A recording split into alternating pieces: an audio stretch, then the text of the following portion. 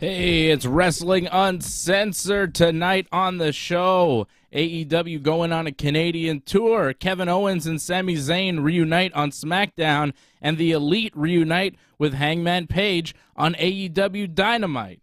How about I reunite with Johnny North and do this thing?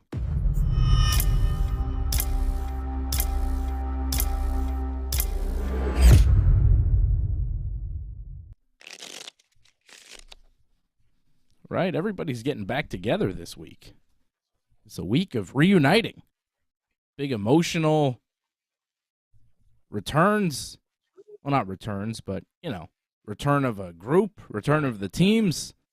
Everybody's all excited. But no one more excited than Johnny North for all of this great wrestling action. Johnny, how you feeling? I can't say I'm very excited. Just I thought you were kind of upset by all this, actually. What? What am I mad Because about? for the most part, no, not a lot of good news for you, actually. No AEW Montreal. You don't know if you want to go to SummerSlam or Forbidden Door. I mean, that seems to be the real thing. I mean, the fact that these teams, whatever's happening, it's like, well, that's stuff that's going on, but that's not the important stuff. The important stuff is you're not getting what you want. So you're concerned for me. You're not really concerned Yeah. about the wrestling business. You're worried about me and maybe you too, because you live in the city, and if AEW came here, I would assume that you would go. Possibly. No? Okay. I mean, Wednesday nights aren't that great though for me. Friday would be fantastic. If we could have a Rampage, that'd be great. Wednesdays aren't great. You would prefer because of your A Rampage, schedule, yeah. but Dynamite is a better show. Like, would you not prefer Dynamite or maybe a pay-per-view like Toronto is getting? Well, that'd be nice, yeah. But we're not going to get that. And I mean, just to get a show right now, like if we could get a house show, that seems to be ideal at this point because you can't get anything. All the other provinces are getting except British Columbia and us. That is true. Is it every province they're hitting? Well, I guess not. Nova Scotia, New Maritimes. Brunswick, or Newfoundland. They're not getting No. shows either. But Manitoba got one this week. Saskatchewan's getting two apparently. Alberta's getting one. Mm-hmm. I mean, that's pretty rough when Montreal and British Columbia can't get anything. Two hot markets too. Like, it's too bad. And this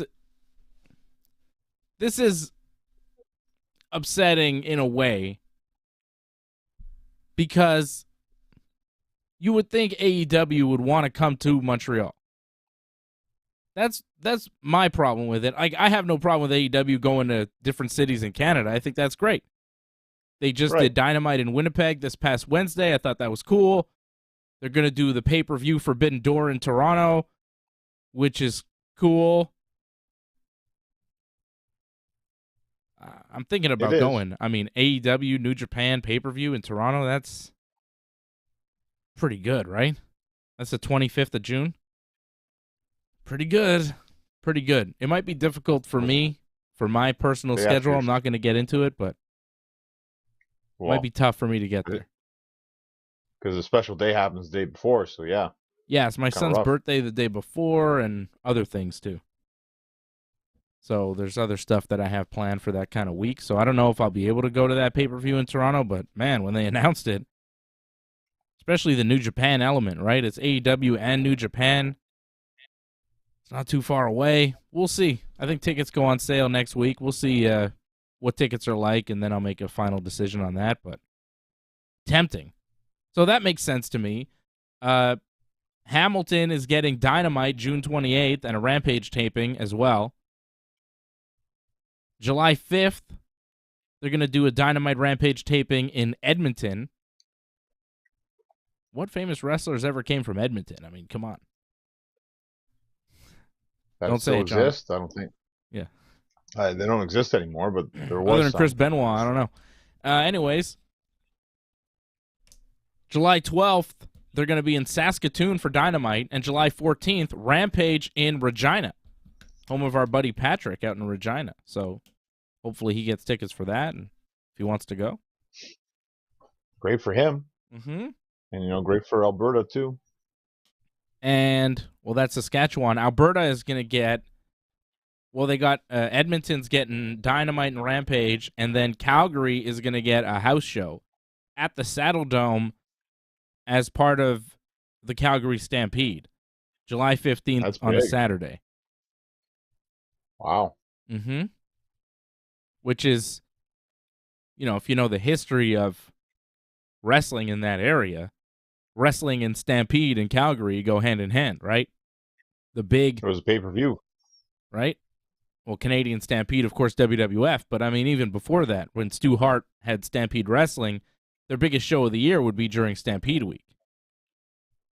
So the fact that AEW is running a show at the Saddle Dome during the Stampede is pretty cool, historically speaking, for professional wrestling. It won't be televised, which is unfortunate because I'd like to see that. I wonder if they'll get Brett to appear. You got to figure they will, right? So, A member of the Hart family of some capacity, I imagine. Martha, possibly. yeah, but you want Brett, right? You get one or the other, I think. So AEW going on this Canadian tour in the summertime, and they're hitting up Western Canada. They're not going as far west as Vancouver. They're not going to BC, as you mentioned, which is interesting. They've been to Toronto before for Dynamite. That was the first time they went to Canada. They're going back to Toronto for the pay-per-view. Yeah, it was a Rampage on a second night, right? They sold tickets for 2 shows in Toronto. Yep. They don't Toronto usually do that. Like, yeah, they ate it up. Yeah. Yeah. I'm just disappointed that it didn't do anything for Montreal. You're doing a pay-per-view in Toronto, and the Dynamite following is in Hamilton? Like, it couldn't have been in Montreal? You couldn't have done the double taping on the 28th in Montreal instead of going to Hamilton? I don't know. So still nothing in Montreal. It just surprises me given the showing from Montreal wrestling fans at those 2 WWE shows recently, the Elimination Chamber and the SmackDown the night before. Sold out building, hot crowd. This is a good wrestling town. And I'm disappointed that AEW isn't coming here. And they still haven't come here. They've been around for so long. And, wrestling fans here notice that. Montreal wrestling fans notice that AEW hasn't come here, that they're doing a lot of shows in Toronto, and there's always that rivalry with Toronto and Montreal. And the fact that they're still not coming here and doing a whole tour of Canada, I think is upsetting a lot of Montreal wrestling fans from what I've seen. People are not too happy. And AEW, I think, might be making a mistake in giving up the market to the WWE. Because clearly, this is now a big WWE town.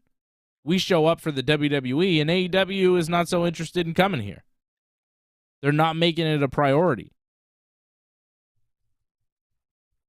It's too bad. Maybe there's no building that they like. They don't want to run the Bell Center, but they can't run Place Bell in Laval. I don't know. So, no AEW coming to Montreal. I'm just surprised considering how hot pro wrestling is right now in this city. Like, we had that Chamber weekend, and it was crazy.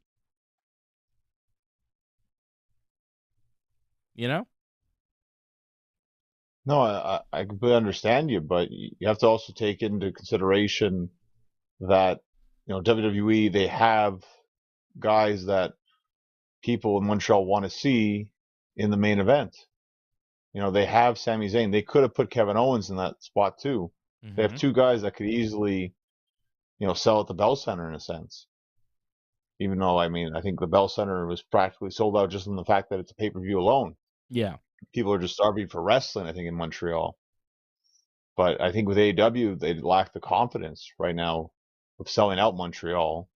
when they went to Winnipeg, they have Kenny Omega, they have Chris Jericho, and they had a good crowd for Winnipeg, but they didn't sell out in Winnipeg. And you had two big stars there. So, and you don't really have any big stars in Montreal. No offense, 2.0, but they aren't big stars. Right. But, I mean, they don't have any big stars from Saskatoon either, John. And they're doing Dynamite there. So yeah, that's true. And, like, again, I'm happy that they're going to Canadian cities. But Saskatoon is not historically a hot wrestling town. And neither is Hamilton, quite frankly. The Hamilton date is the one where it's like, you probably could have found a way to do that in Montreal instead of Hamilton, but they didn't. I'm a little bit surprised. Because, like you said, Montreal is hot for wrestling right now. I think Montreal fans would eat it up. If you did a Dynamite taping here, the tickets would sell out immediately. People that talk to me about wrestling, for the most part, are talking to me about how much they like AEW. The people that I meet in the city. Wow. I mean, a lot of people talk about WWE too, but usually the conversation veers towards, wow, I really like AEW and what they do there, and it's so different, and da-da-da, right? Okay, well. I think AEW would do really well here. You don't think so? You don't think that they could sell out, I mean, at least Place Bell?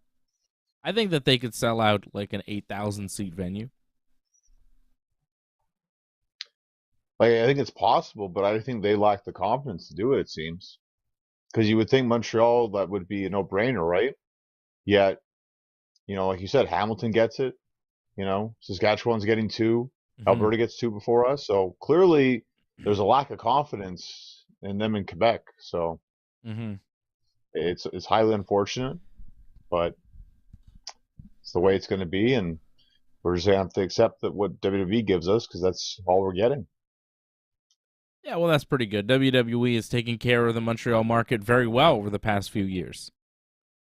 Well, yes and no, because they've taken care of us now, and usually when this happens, it's like, well, now we're going to leave you alone for a couple of years, and just give you maybe random live events here and there, and that's all you're going to get. So Toronto's getting a SmackDown too. I mean, they're getting really a lot. Like, they're going to get a pay-per-view. They'll get a SmackDown. I'm sure off that SmackDown, they'll probably get a pay-per-view for WWE. So a lot's coming to Toronto, I think. Yeah, but that's always going to be the case, right? I'm not really worried about Toronto and what they're getting. They're always going to get a lot of stuff. They're always going to get the big events. It's the biggest city in the country. It makes sense. It's one of the biggest cities in the world. But, the other cities aren't, and the other cities don't have hot wrestling markets like Montreal. So, hopefully they come here at some point, but it won't be this summer, right? Maybe in the fall.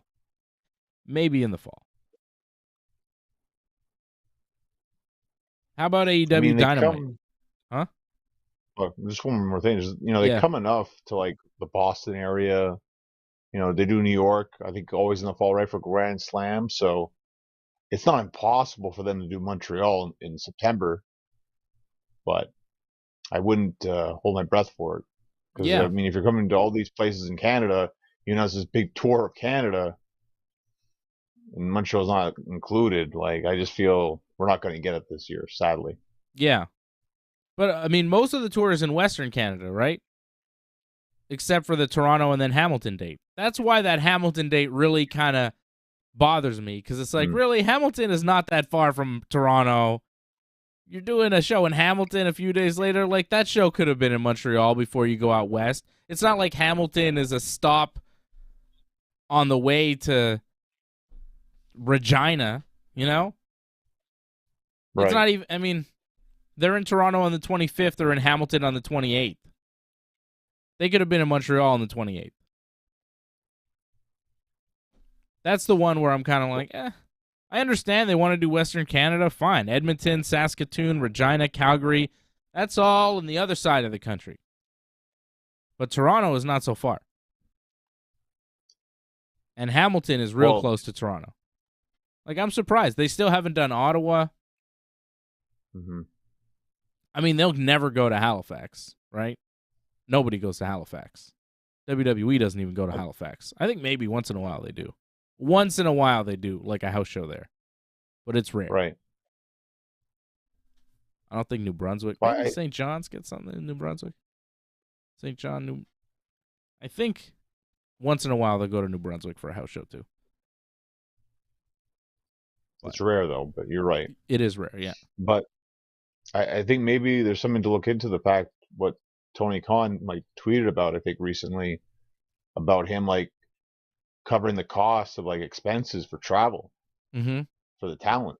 Yeah. So maybe this is their way of making sure it's more cost effective, is that it's a lot closer and it's easier to move stuff and talent can actually stay around the area instead of having to go so far. I mean, to you and me, it's not a big deal, but for a whole production crew, maybe it is. There's also, the buildings themselves and how expensive they are to rent. I would assume, the Bell Center, yeah. I would assume that a building in Montreal, one of the bigger kind of like a Place Bell or a Bell Center or whatever, would be more expensive to run than one of those buildings in, Regina, possibly. But I don't know. I'm not booking those buildings.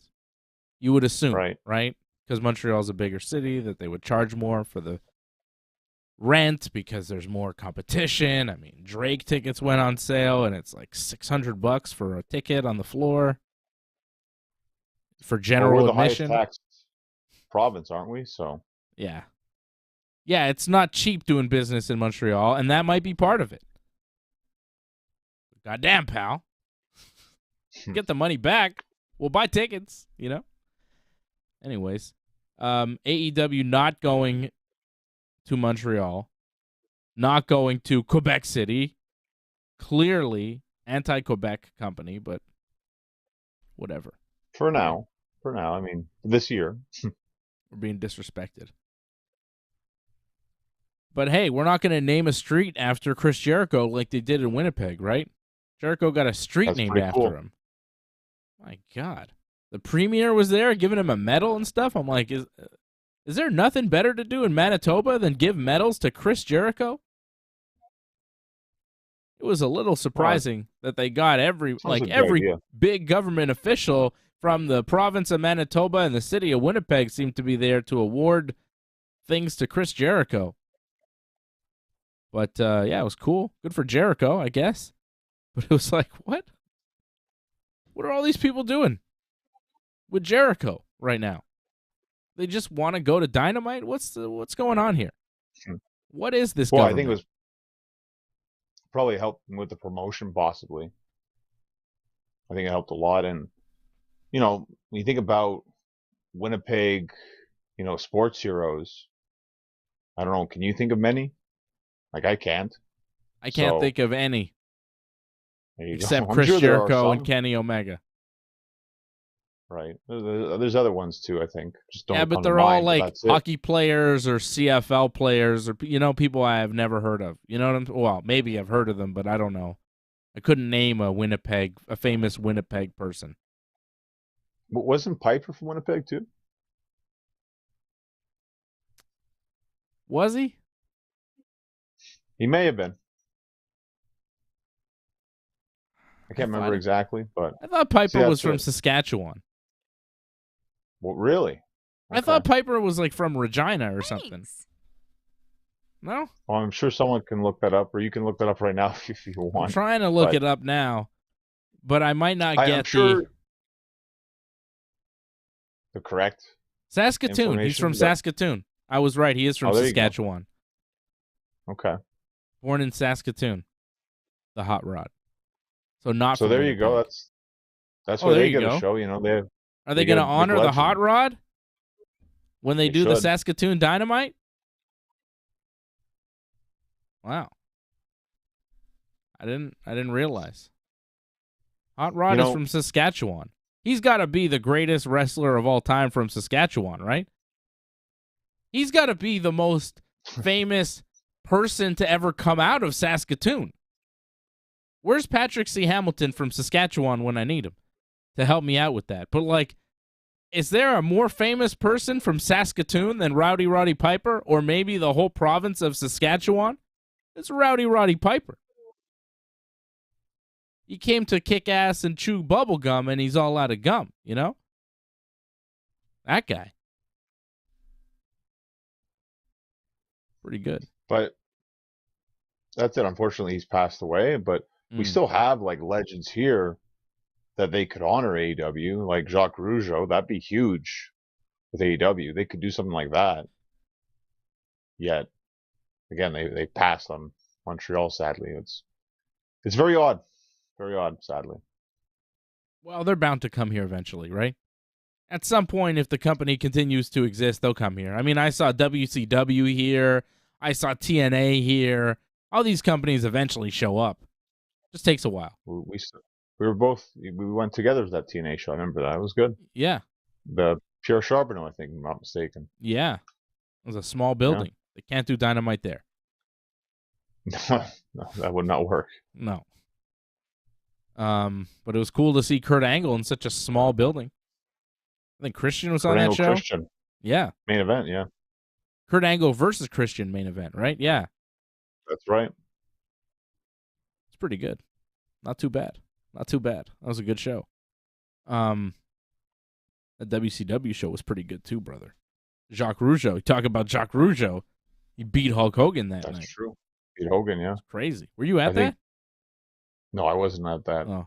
I think PCO beat the Big Show, if I'm not mistaken, or the Giant at the time. Yeah, I think you're right. But he wasn't PC. He was like Pierre Carl Ouellet, maybe.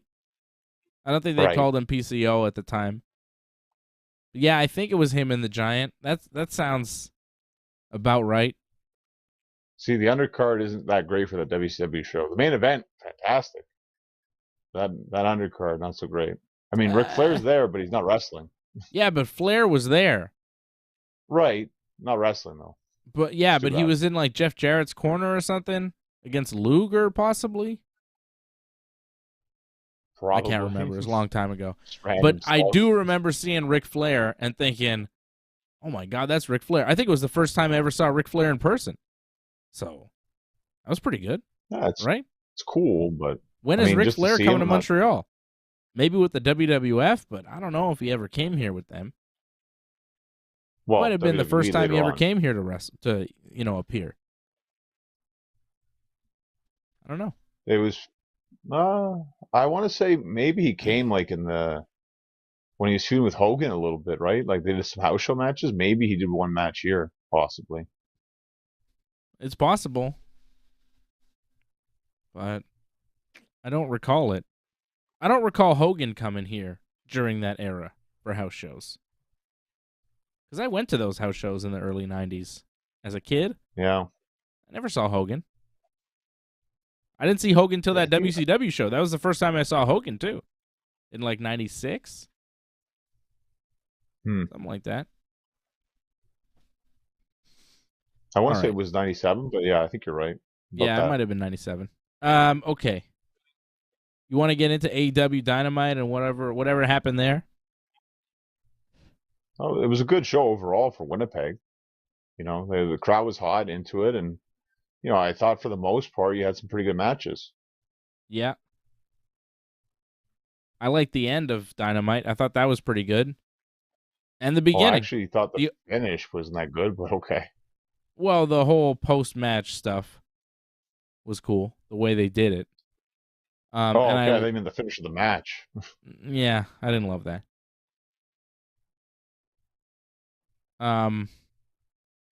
Not a good finish, actually. It was pretty flat, right? Just a bunch of kicks. Very. They just like it was House of Black just kind of cornered Daniel Garcia in the ring. So it was House of Black versus the Jericho Appreciation Society, which was Jericho, Guevara, and Garcia, and then the Elite, right. Kenny and the Bucks, right? Triple threat for the Trios title in the main event of Dynamite this week. And the finish was the House of Black just kind of cornering Daniel Garcia in the ring, just hitting some kicks, and then pinning him. It was really flat. Yeah. Just kind of came... And he...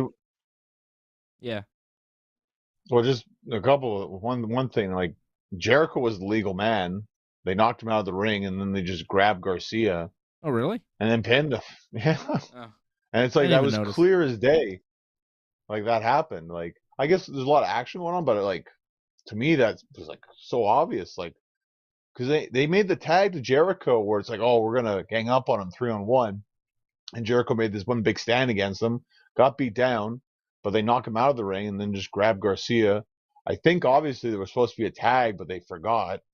I mean, it's a long match, a lot's happening, but that's the end right there. And to me, it just was blatantly obvious that they kind of just rushed, I think, to the end, it seemed, which was too bad because like it felt like the match was building to something, and then it just ends. I think they probably just ran out of time, sadly.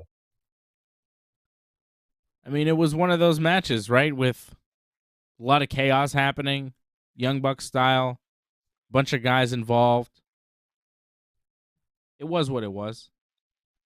But they started slow though. Like they started with Jericho and Kenny, like doing the little stare down, and then other people got involved. But eventually, we finally got it, and then it broke down to everyone getting their own little things in, and then it's like, okay, we're building to something, and then suddenly, oh, match is over.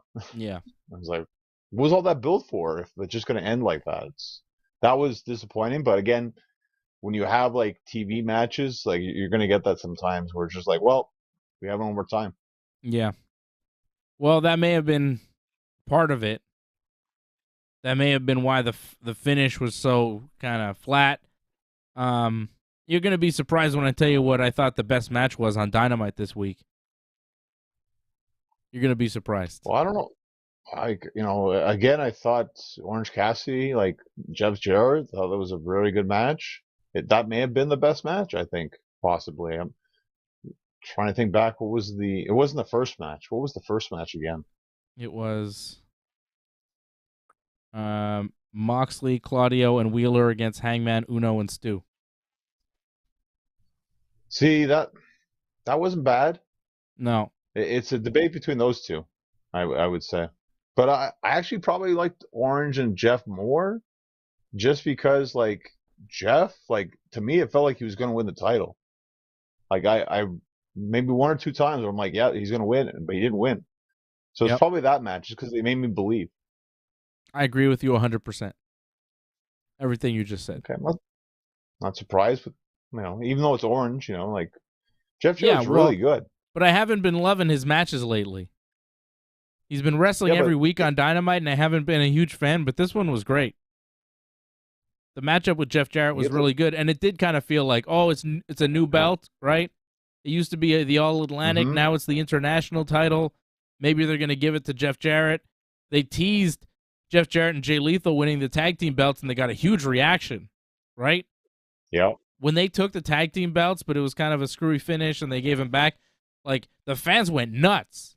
So I thought, oh, Orange has been defending this belt a lot. I could see Jeff Jarrett taking it here and people getting real mad because why would you take a title off of Orange Cassidy to give it to Jeff Jarrett, who's like super old? But he's good. So why not? I like that match a lot. That was my favorite match of Dynamite. I thought that was great. Orange and Jeff Jarrett. A lot of stuff with the ref, though. A little too much ref stuff. With Aubrey, yeah. Like the Orange and the ref bumped into each other at some point, and the ref took a bump, right? And then Sanjay, who's there for Jeff Jarrett, he slides a guitar in the ring, and Ref Aubrey comes out and takes the guitar away. And the way she did it was really bad.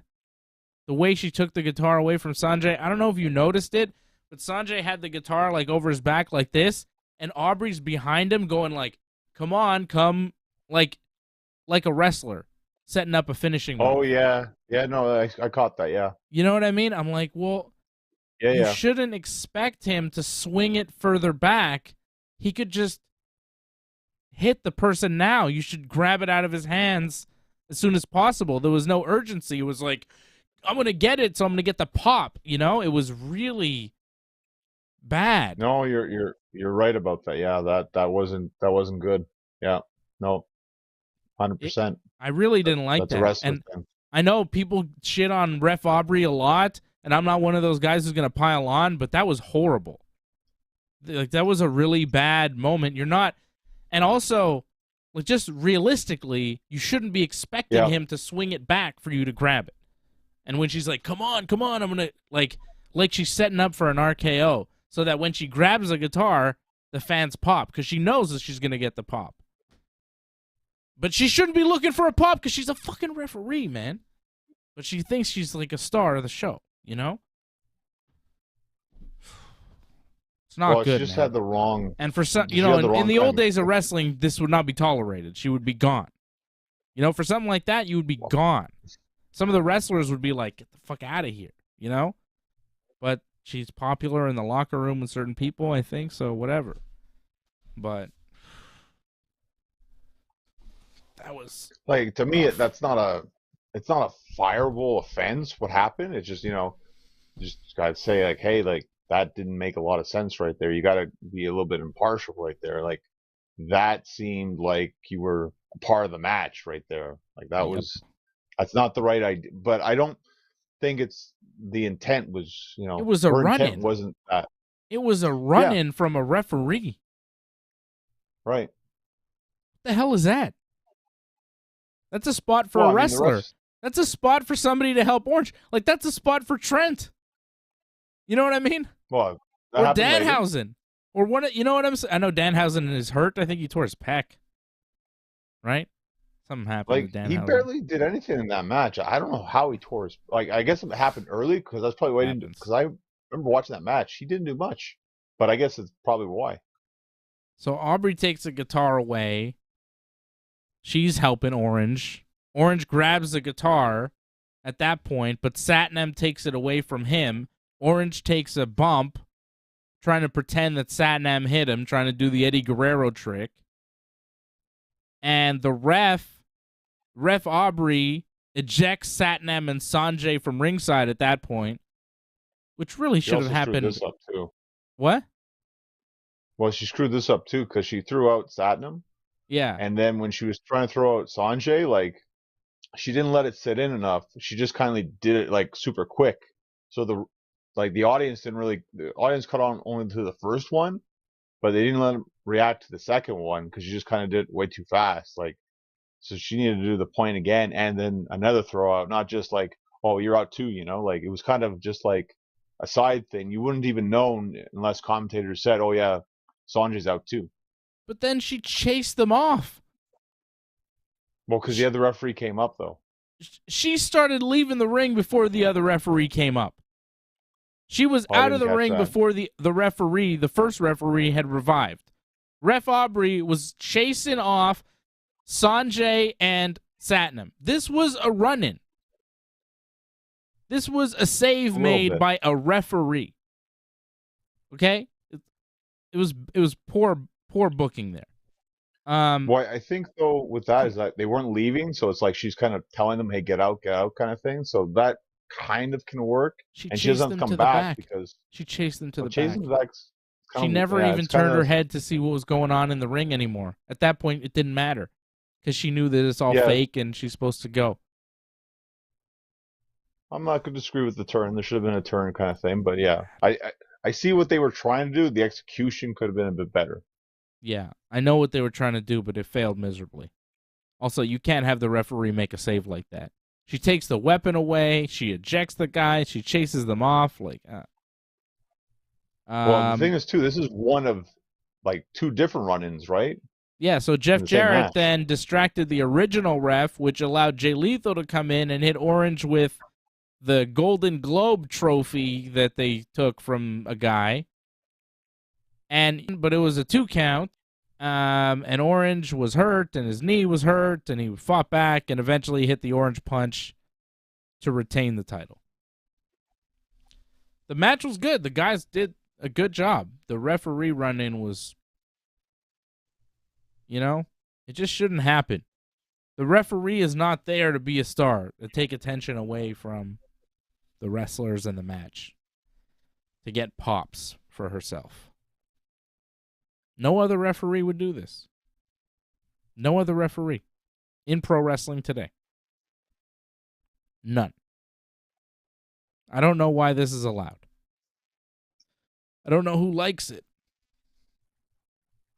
Makes everybody look bad. I feel Jeff Jarrett has a huge say on a lot of this match because you kind of tell the way Jarrett is kind of doing his matches. Like, it feels like he's like the general almost. And it feels like he's the one guiding the show. So I think he's the one with Aubrey telling her what to do, kind of thing. This is what you should do at this point, whatever. And there's just difference between like when you tell them something and then how you actually do it, though, you know? So maybe they need to run through it a bit better or go through the idea because, like, I don't think they've done enough of this, unfortunately. That's the problem. Like, yeah, the idea of doing that kind of like a run-in, but as a referee, you know, because you just think what I've seen on TV, right?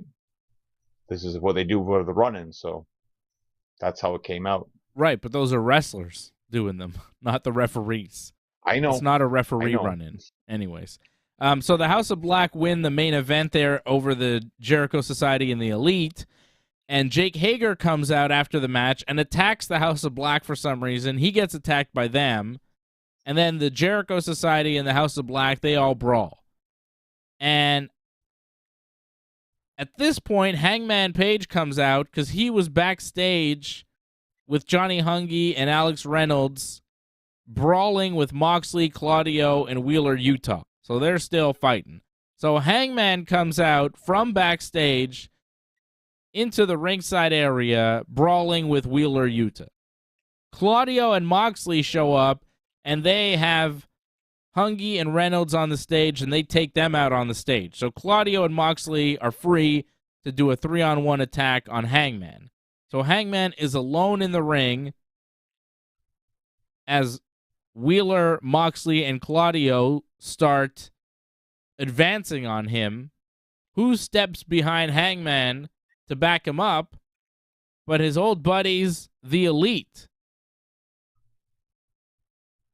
So Kenny, Matt, and Nick Jackson stand behind Hangman, and Hangman is just kind of facing the Blackpool Combat Club guys, and those guys leave the ring,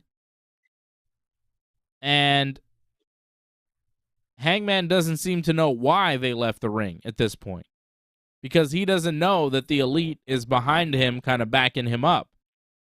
And he starts to turn to see his friends, but then the show ends. So we don't get the full picture, which is a little disappointing. I feel like that moment could have been a little bit more. We could have seen Hangman's reaction when he turned around, but I think they just ran out of time on the show.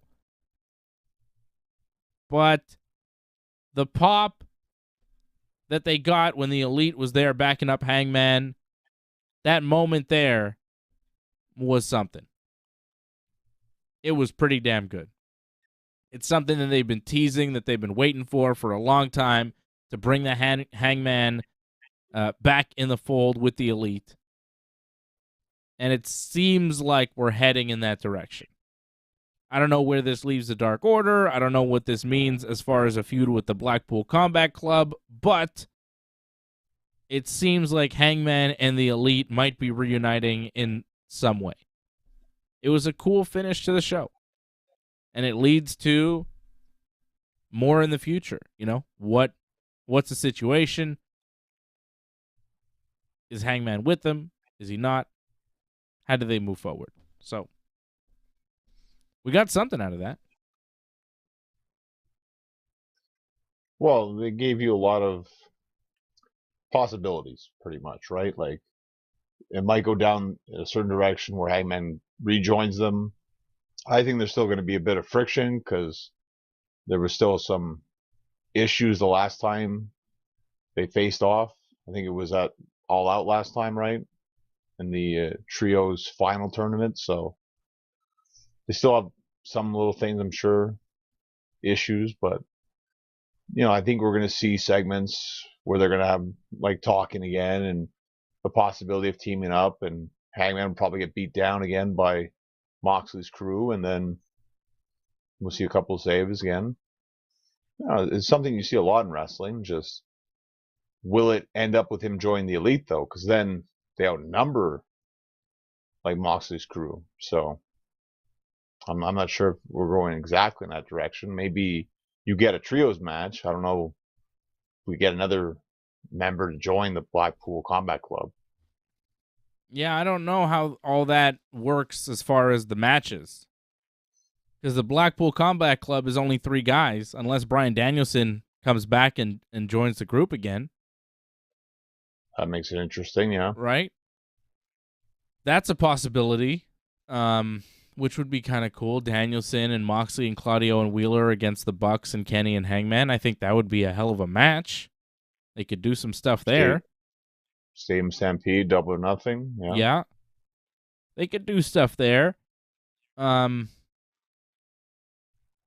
Yeah, it'll be interesting to see where they put Hangman, how Hangman works, like where he lands. No matter what, though, I mean, the Dark Order just got a new member. Well, an old member came back, right? Stu Grayson is signed back with AEW. He was on the show this week, and he signed a new contract with them, so you're going to see him back. Hangman's team already outnumbers the Blackpool Combat Club, right? He's got himself, Hungy, Reynolds, Uno, and now Grayson. That's 5 guys. That's 5 on 3. It's a wonder why they're having so much trouble taking these 3 guys out, right? It's 5 of them. Well, but he's lost with both groups, though, right? He's lost both tag teams in trio matches. So, here's an idea: when they attack you backstage, why not combine your efforts and do the full 5-man group once in a while? I think you probably win that exchange. You know what I'm saying? Come on, guys. Sense. But yeah, they're not going in that direction. They're going with the idea of like, well, this didn't work, we'll try someone else. This didn't work, we'll try somebody else. Yeah. But it's all one Dark Order. Anyways. Yeah, it didn't work this week. Hangman, Uno, and Stu lost to Moxley, Claudio, and Wheeler. Moxley choked out Uno. Or no, Stu, right? Grayson. Sorry. So yeah, choked out Stu after them and held it onto it after the match. And Johnny Hungy and Alex Reynolds came out to chase off the Blackpool Combat Club. See, when it was 5 on 3, the Blackpool guys ran away, right? When Hungy and Reynolds came out to help out Stu, Uno, and Hangman, the Combat Club ran away. What did you think of the opening promo with all those guys? MJF comes to the ring with the ladies, and Darby and Jungle Boy and Sammy Guevara all cut those promos. It was quite an opening segment. I liked it. There's parts I liked, parts I didn't like, but overall, I enjoyed it. I mean, MJF I thought was great, as usual. Like, the highlight of the show. Mm-hmm. I wasn't big on Jungle Boy's, portion of the promo. Like, I'm not big on the idea of, like, you know, I get, like, oh, he's had it tough, whatever, but to put down that he had to wrestle on Dark, like, to me, it's kind of ridiculous to put down your own, like, product, in a sense. Like, well, I don't think that's what he's saying. Let's break this promo down a little bit here, John. I think maybe you misunderstood some of the messaging. We'll get to it here. MJF comes to the ring. It's the Bar Mitzvah ceremony. He's celebrating his birthday. He's got 4 ladies coming to the ring with him. By the way, all those ladies were wearing flat shoes so they wouldn't be taller than the champ. I don't know if you noticed that, but usually ladies like that walking to the ring would be wearing high heels. They were all wearing flats because they didn't want to be taller than MJF. That was clear. Respect. It's all right. Yeah, but anyways. They kissed him on the cheek.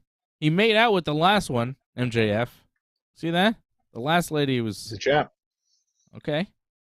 He's wearing a kippa to the ring, which I appreciated. He says the people in Canada aren't too smart because they thought Bret Hart was entertaining. MJF's, which got a big, people didn't like that. A lot of boos, yeah. Yeah. Of course, they're in Winnipeg. MJF says they're here to celebrate his birthday. MJF says in his religion, the only religion that matters, Judaism, which... You got people to boo Judaism. Like, yeah, which I didn't appreciate either. And when he says it's the only religion that matters, I kind of get a chuckle out of that. I can't hate that. MJF says, boo all you want, but we're the chosen people and you're not. It's just a fact. Oh, shit. I love it. That's something to show. Oh, it's so good. Oh, I love how pro-Jewish he is. It's fantastic. The only reason Bill Goldberg was Jewish because his name was Goldberg. Everything else, you're like, is he Jewish? Is he really? But MJF, it's like, oh yeah. He's not messing around. He's having a rebar mitzvah ceremony. He's getting people to boo Judaism somehow. Well, I mean, I guess it's not that hard. There's a lot of anti-Semites out there. Just ask Uncle Leo. So MJF says when a boy turns 13, he turns into a man, but he already had a bar mitzvah. Now he's having a rebar mitzvah because when he tapped out Bryan Danielson, he became Iron Man when he won that Iron Man match. And then a bunch of dudes come out with a chair to dance around MJF, and they put MJF on the chair, and they do a little dance, and they're celebrating Jewish style. And then Jungle Boy comes out, Sammy Guevara comes out, and Darby Allin comes out, and the fans are chanting Darby's name. Like, the fans were behind Darby. Over. He's over. He should be, yeah. Way more over than Jungle Boy and Sammy Guevara, as far as the challengers go, Sammy's right? a heel, though. I mean. Yeah. But, yeah.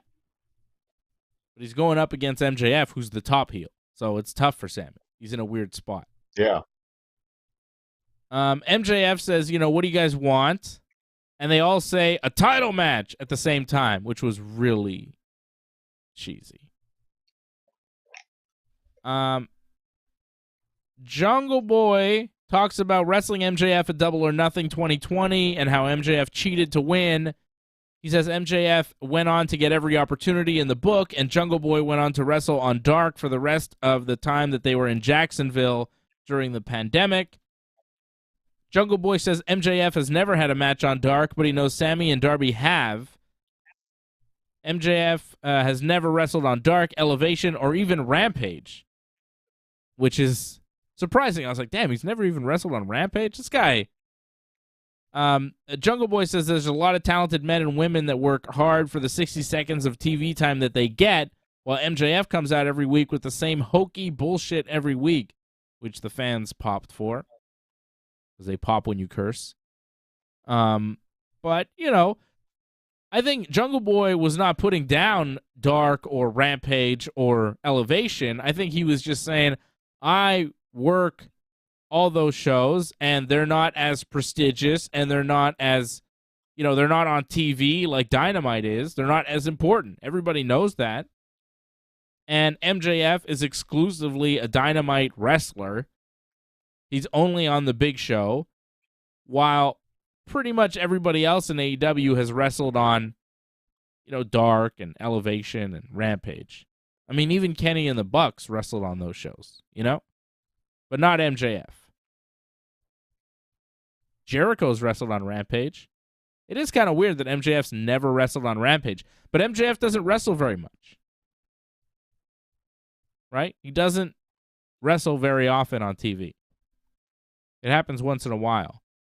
But I don't think he was... You think he was putting down those shows by saying that? Like, because then Darby talks later, right? Mm-hmm. And, when he's talking about that promo of people complaining, to me, he was looking at Jungle Boy when he said that. So I kind of took that as, a little bit of complaining, and Darby Allin was firing back on him. Well, MJF says the company revolves around him because he's a star, unlike the other guys. Sammy tells MJF that he talks too much. I think that was just Sammy's attempt to get on Botchamania. And he lied. Probably. Right? You never shut up. Yeah. And lied and cheated to get into AEW. Sammy says he had to grind on the independents to get there, and he had to work at a Subway. And he was supposed to be the Inner Circle's job guy and the bump guy for Jericho, but he became a champion 3 times over. He exceeded expectations, and he didn't have the machine pushing him like MJF did. And Sammy says whether or not the dumb Canadians in Winnipeg know it or not, he'll be the world champion one day. And MJF fires back, says it's nice for Sammy to take time out of his busy schedule of getting into fights in the locker room, which I thought was pretty damn funny. Right? There's some good lines back and forth. Yeah. And then Darby Allin cuts him off and says, okay, it's my turn to talk now. And he talks about a movie that he made in film school that his teacher told him to change, but he said he'd rather drop out than change the movie, so he dropped out of school. And he talks about learning to be a pro wrestler and telling himself he was either going to make it or fail as Darby Allin, but he's not going to change a thing. And he told Tony Khan that there's going to be no bidding war for Darby Allin because AEW lets him be himself. He says the biggest problem he has in the company is grown-ass wrestlers in the back crying on Twitter about not getting what they want, and that includes MJF and his whole bidding war of 2024 crap. Darby says he cares more about AEW, and that's why he should be world champion. He says if he doesn't get what he wants, he's going to complain on Twitter, which was a joke. Which was funny, because I didn't know Darby was capable of jokes. You know? I think that's the first joke he's told on TV. And it worked. This is his best promo, easily. Yeah, this is the best promo of Darby Allin's AEW career, for sure. He says he's going to beat MJF with a skateboard and beat him with a headlock takeover and take the title from him. MJF takes off his glasses, but Darby says he looks like shit with his black eye. And MJF calls Darby the incel skateboarder and mime. And he calls Sammy Guevara the in about 7 months, I'm going to propose to a new girl Guevara. And then Sammy fired back and says, that's funny coming from you. Didn't your fiance leave you? Which is just getting, MJF is just getting hammered with that, right? But he brought it up. So that's the point. But I thought the Darby Allin promo was really good. I thought Sammy had some good points. I thought MJF was great here. MJF says that they are the pillars, but he's the only pillar that can keep this place up. He's beaten them all in singles competition, and they don't deserve a title shot. He tells them all to leave. MJF says thank you to Sammy, screw you to Darby, and bye to Jungle Boy as he slaps him. That was a Jim Cornette thing, right? Well, he wanted to say F you, but, it's television. Because that's Jim Cornette's catchphrase. Thank you, fuck you, bye. Right? That's a Jim Cornette catchphrase. And t-shirt. Yeah. That's a t-shirt? That's a t-shirt? That is a lewd t-shirt. You should not be wearing that t-shirt. I hope you don't have that t-shirt. You can't be putting the F word on a t-shirt, man. That's not nice. Well, it was okay for Cena to put that Ruck Fools? Rules. Ruck Fools, baby. Okay. Yeah, that was fine, yeah. It was different. 100% pure whoop ass. Anyways. So Jungle Boy attacks MJF. Sammy Guevara hits a knee on Jungle Boy, and then Darby and Sammy start brawling. MJF gets knocked off the apron and falls into a table with cake on it. The table doesn't break. Would have been great if the table broke, right? MJF kind of skidded off that table with the cake. If he crashes through the table and the cake falls on top of him and the table breaks, much better. So, not perfect. Well, still the idea works. Like, it's not the end of the world. Like, I know, but how much better would it have been had he crashed through the table and then all the cake kind of falls on top of him? Like, he kind of had to spread cake on himself to make it look better. Yeah, but it worked, though. I thought the job still got done. The reaction still got over. Mm-hmm. MJF sold it perfectly. I thought it was a great opening promo, and it showed you, like, hey, these are homegrown guys. This is where we're at. This is our world championship scene, and this is where we're going. I liked it. I thought it was cool. It was like, this is a different look now for AEW. They're going forward. It felt like a change. And one of these guys is going to get a title shot, or all of them. I could see a 4-way. I could see a 3-way with one of them winning and getting a shot at MJF. And goddamn, they got to put the world title on Darby Allin at some point. some point. I don't think right now, but that's why I think it'll be a 4-way. But Yeah. Darby one day, I think. Yeah, but soon, no? Like, Oh, I don't think you have to wait that long. Give MJF a little run. Give him a couple more months, Maybe 3 to 6 more months with MJF. But at that point, I think you could go with Darby. I don't think it's a bad idea. I just don't know if that's what they want to do right now. He's over. The reaction for Darby, as far as baby faces in the company that are beloved by the whole audience, I don't know if there are many more popular than Darby Allin right now. Who is a more over babyface in AEW than Darby Allin? Well, it's Hangman, tough. maybe?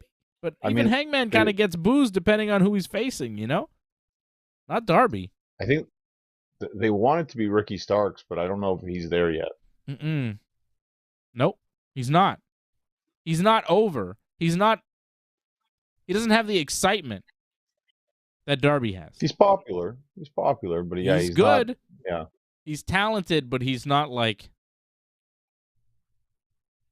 amazing every time like Darby. Well, Darby has that, I can't wait to see what he's going to do kind of feel to him. Yep. Where Ricky Starks is like, oh, this should be all right, This should be interesting to watch. But I'm not dying to see it. And how many wrestlers have that? I can't wait to see what they're going to do every time that they wrestle. How many guys in AEW or the world of wrestling have that factor?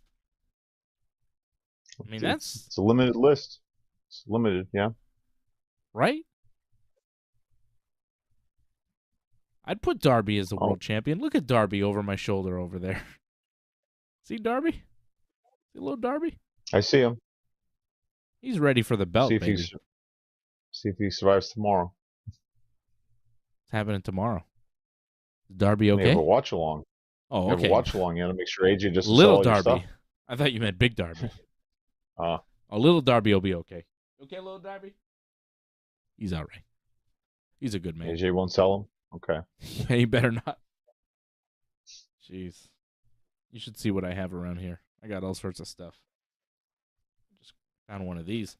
Oh, baby. Super Mario Brothers, the movie Hot Wheels. Very excited. Anyways. So that was a good segment there on Dynamite.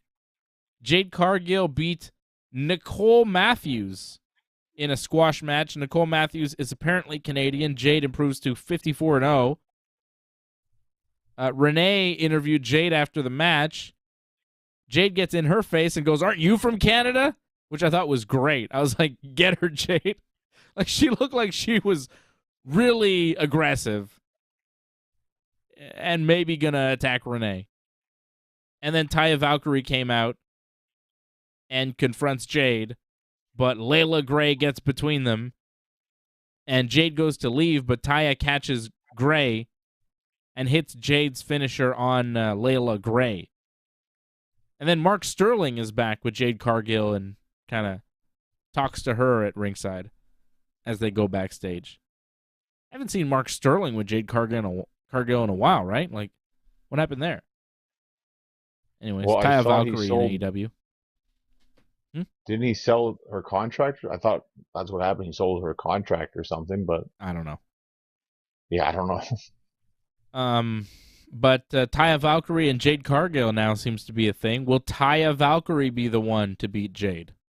I'm going to say no. I mean, it's too early to tell.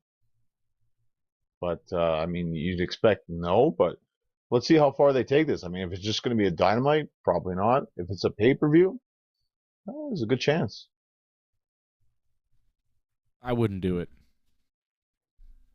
Not. I mean, Taya it depends Valkyrie. how over she gets. I think if she gets over enough, why not?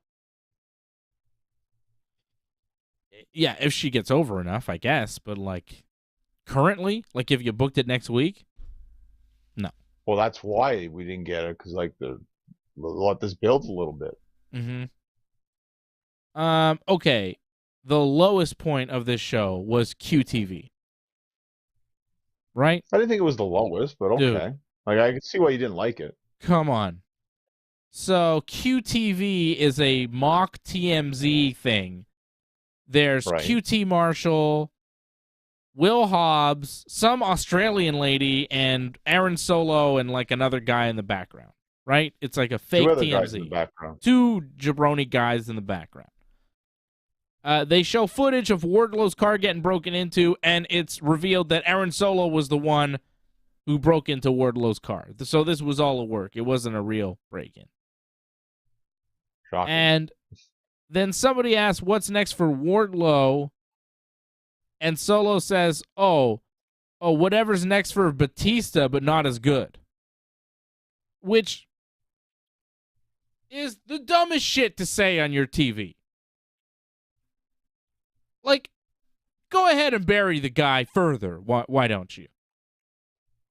Here is Wardlow, a guy you're trying to get over on your TV show.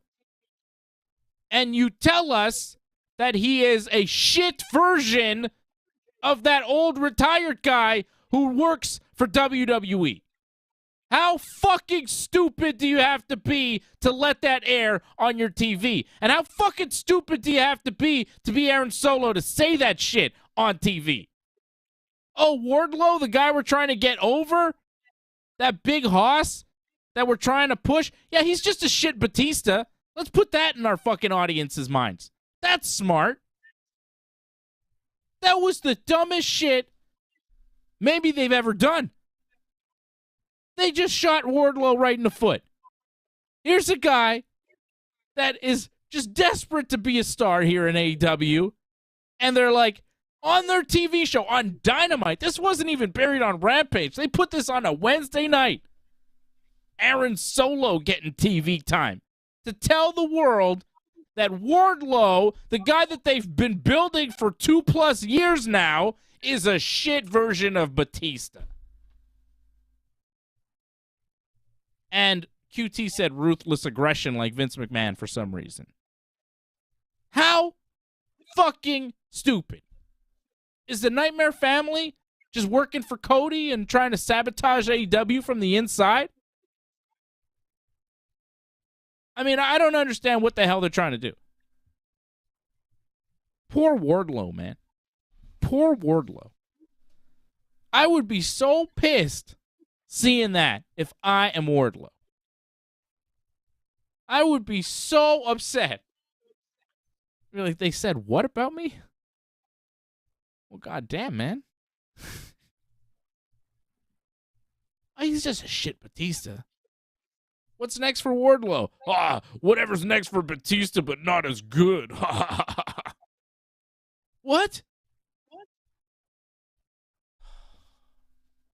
You know I'm right, John. You know I'm right. That shit is fucking insane. Come on, man. The thing is, like, because I've watched. Don't rationalize this. You know I'm correct. Look at your face. Yeah, but you're trying to rationalize it. You're trying to play a game with me. Don't play with me, John. No, I know I'm you. playing with you here.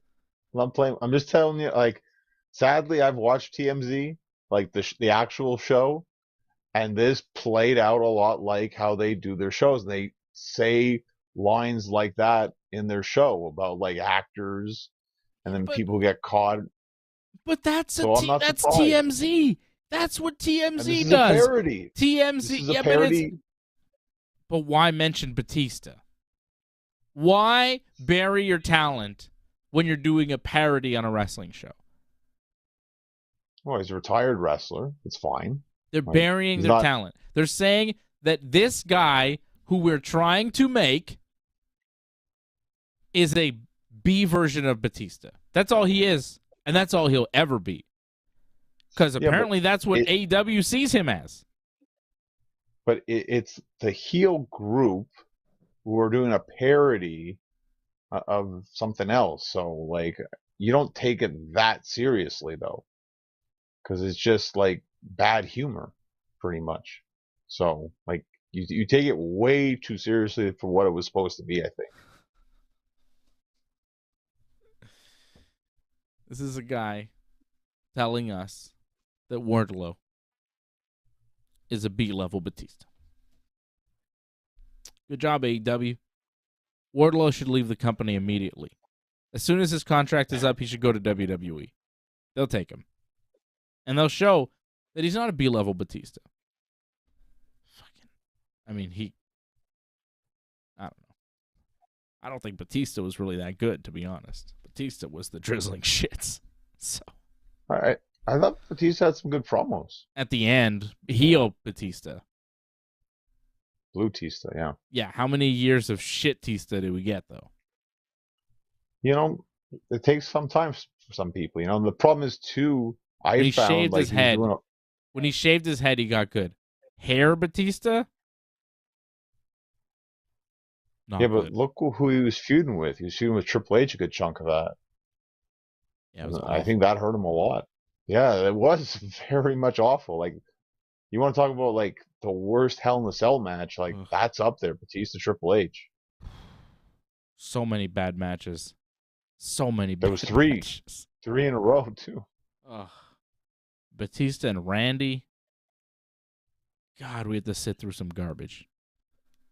Well, they wrestled each other so many times, I lost count. All bad. They were all bad. Okay, the Outcasts. That's the Pages group. Saraya. Did I say it right? You got it right. Yeah. Shit. So, Ruby, Saraya, and Tony Storm. Ruby says, once upon a time, the grass was greener in AEW until a couple of bitches came along and pissed all over the grass. Saraya says they should be kissing the ground they walk on because without them, the fans should be kissing the ground they walk on because without the Outcasts, there would be no women's division, and the fans are lucky that they're here. And when she said that, I thought, yeah, you kind of got a point. Because what is this division right now without Saraya, Tony Storm, and Ruby Soho? They don't have that much. Jade. They got Britt and Jamie Hayter. Jade kind of off on her own island doing her own thing. But the rest of the division, like, I don't know. And that was made apparent at the end of this little thing here. Saraya says she doesn't expect anything less from a bunch of neckbeard stinky twats. I don't know if you could say that. That was kind of wow. Apparently, she said she got fined for saying that. Well, it makes sense. Like, yeah. But I like that she referred to the AEW fans as neckbeard stinky twats. The neckbeard thing's too much. They keep doing that over and over again. Like, it's overdone. Come up with something else. Tony Storm, I thought what Tony Storm said was great. Did you hear her opening line? Listen up, fat people. That's pretty. I felt this was Tony's best promo, probably. Listen up, fat people. She's not mincing words, I feel Winnipeg. Winnipeg didn't look that bad though. Didn't look very obese. I wasn't looking. Wasn't the best line for Winnipeg. All right. Tony Storm says she was the interim champion and nobody appreciated her. And then the current champion beat her and the people loved it. And the people don't know what they want. Tony Storm says that they're going through one entitled rookie after the next, like Sky Blue and Willow Nightingale and Riho and Britt Baker and Jamie Hayter. Britt Baker and Jamie Hayter hit the ring and attack them.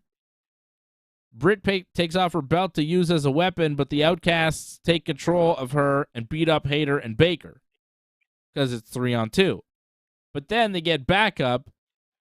Riho, Sky Blue, and Willow Nightingale is the backup. Shows you how thin that division is. And then the Outcasts clear the ring because it's 5-on-3 and they don't want any of that. And Riho has some sort of pipe too. So she's got a weapon. Was it necessary? You outnumbered I think it was. Because if Riho doesn't come with the pipe, they're like, well, that's just Sky Blue and Willow Nightingale. Saraya could take them out by herself. And then you just got to deal with Riho and her pipe. Fair point, I guess. Yeah. But they bailed.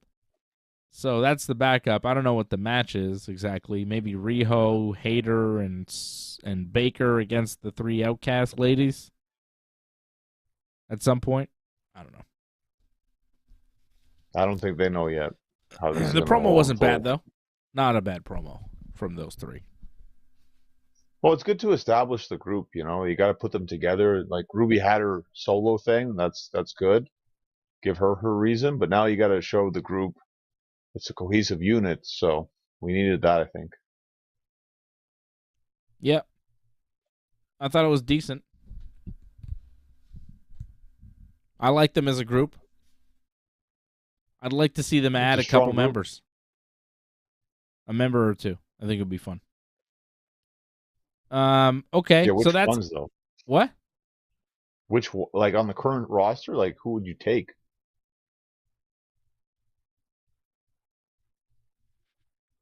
It's kind of rough. You have to go out and get people, it seems. Yeah, I think that Nyla Rose and Marina Shafir's backup wouldn't be bad. It's potential. You give them something to do. I don't. Yeah, but again, lower tier. It's like you're getting your NWOB team with that stuff.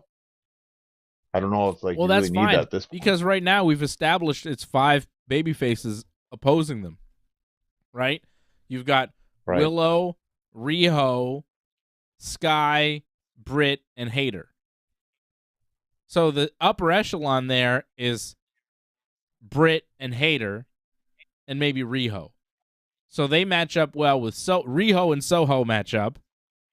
Tony and Hayter match up, and Britt and Saraya match up, right? But then there's nobody for Willow and Sky Blue.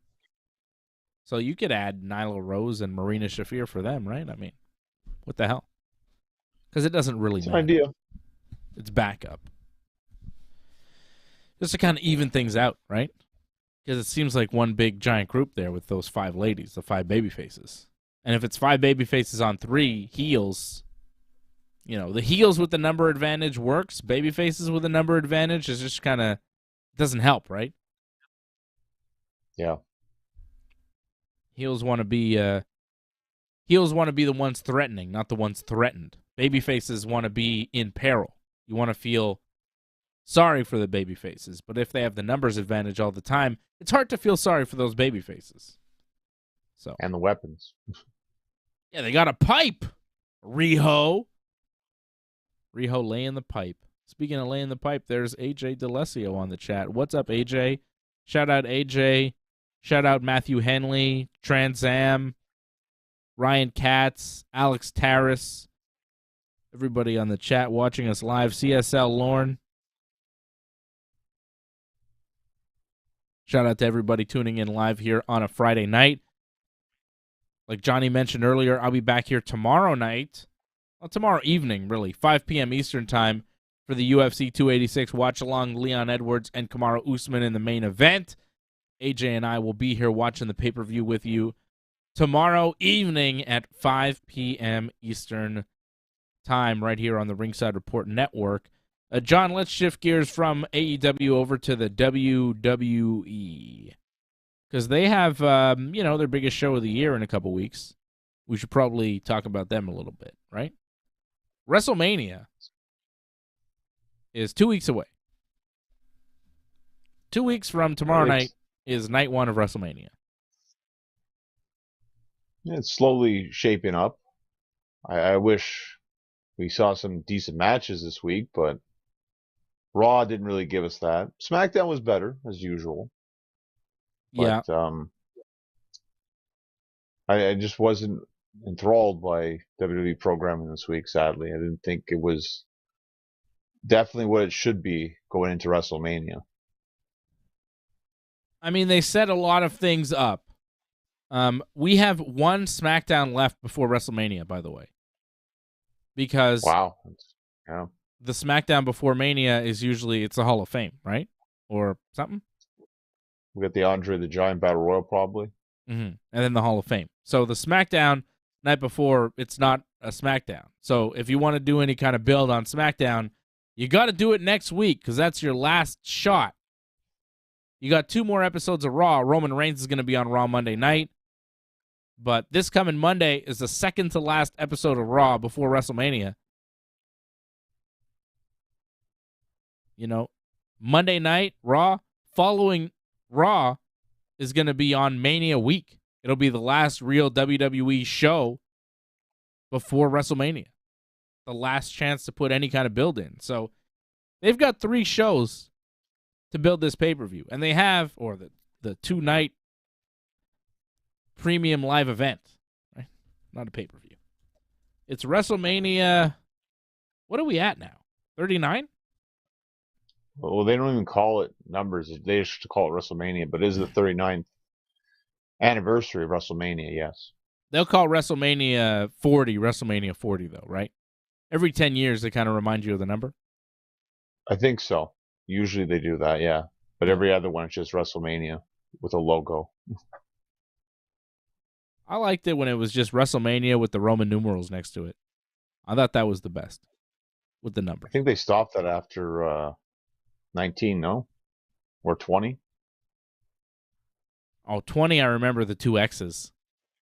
Well, yes, but after that, I don't know. Oh, yeah, 21, maybe after 20, yeah. 20 was the last one with the Roman numerals.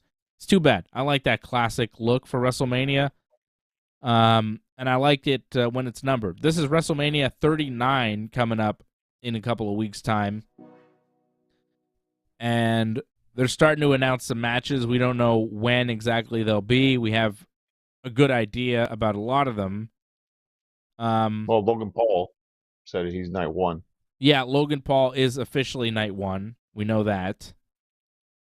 And we know that Roman Reigns and Cody Rhodes is likely to main event night 2, right? That's probably going to be the last match we see for WrestleMania. It's the lock, I think. Other than that, we have Charlotte Flair against Rhea Ripley for the SmackDown Women's title, Bianca Belair versus Asuka for the Raw title, Brock Lesnar versus Omos, Gunther versus Drew McIntyre versus Sheamus made official tonight on SmackDown for the Intercontinental title. Triple threat there. Austin Theory versus John Cena. Trish Stratus, Lita, and Becky Lynch against Damage Control. That was made official this week. Edge versus Finn Balor in a Hell in a Cell. And 2 Fatal 4-Way matches. 1 women's, 1 men. Fatal 4-Way tag team matches. 1 in the women's division, 1 in the men's. Just as a way to get a bunch of people on the WrestleMania card. Liv Morgan and Raquel Rodriguez have qualified for the women's match. Still 3 teams unknown, and the men's match is completely unbooked. We could maybe take a stab at guessing the participants there. Yeah, does everyone get qualifying matches? What? Does everyone get qualifying matches? Because I feel like we're going to get drowned in tag matches now. I doubt they'll do qualifying matches for every spot. It would take too much TV time. They'll just throw some teams in. Yeah, there's not enough teams for those qualifying matches. That's a good point, too. I think they'll probably just announce the men's match without qualifying any teams. Just announce 4 teams. That would help. That would help a lot. And I think they'll probably announce a couple of the women's teams and maybe have another qualifying match. There might be 1 qualifying match for a spot. 1 or 2, but I doubt all the spots get qualifying matches. It's unnecessary. This week on Raw, we had Edge doing a promo in the middle of the ring, calling out Finn Balor. The Judgment Day came out. Edge accepts the match officially for WrestleMania. Edge mocks the group a little bit. He wants a Hell in a Cell match at Mania. Finn says, "Hell can't handle my demon." So I guess it'll be Demon Finn against Edge in the Hell in a Cell. Judgment Day advances on Edge and attack him. Out to make the save is Candice LeRae, Johnny Gargano, and Dexter Lumis. And then we actually had to sit through a match of Dominic Mysterio and Damian Priest getting a win over Dexter Lumis and Johnny Gargano. And that was the first half hour of Raw this week. I did not like it. Any of it. The promo, the match, nothing. Really? I thought the promo was pretty good by Edge, I thought. Ugh. I thought Finn really didn't add anything. I liked what Edge said about how, like, I'm wasting my time with you guys. I have to get through this. I want to, like, do something with little time I have left. Yeah. Like, I like that because it's true. Like, yeah, but he's doing a match at WrestleMania. It's like, yeah, I know. Yeah, this does feel like a waste of time, Edge. Can you not do any of this? Yet, here we are. Well, this is it, though. Hell in a Cell, that's usually the end of it. So you can move on finally. But if he says it's a waste of time, and we all feel like it's a waste of time, why are we still wasting time? Because you have to go through hell first. It's fucking ridiculous. Anyways, all that sucks. What's going to happen? And then Damage Control is beating up Trish Stratus backstage. You like the tag match? I didn't mind it. Like, I thought it was all right. Like, for an opening match for Raw, I thought it was fine. Like, I didn't expect Dexter and Gargano to lose, actually. I was kind of surprised by that, but not bad. Not great, but not a bad match. Yeah, I didn't care about that. MVP and Omos did an in-ring promo. MVP says it was a mistake for Brock to accept the match with Omos. Brock Lesnar showed up, faced off with Omos. Omos showed Brock Lesnar his fist just to kind of show him the size of it.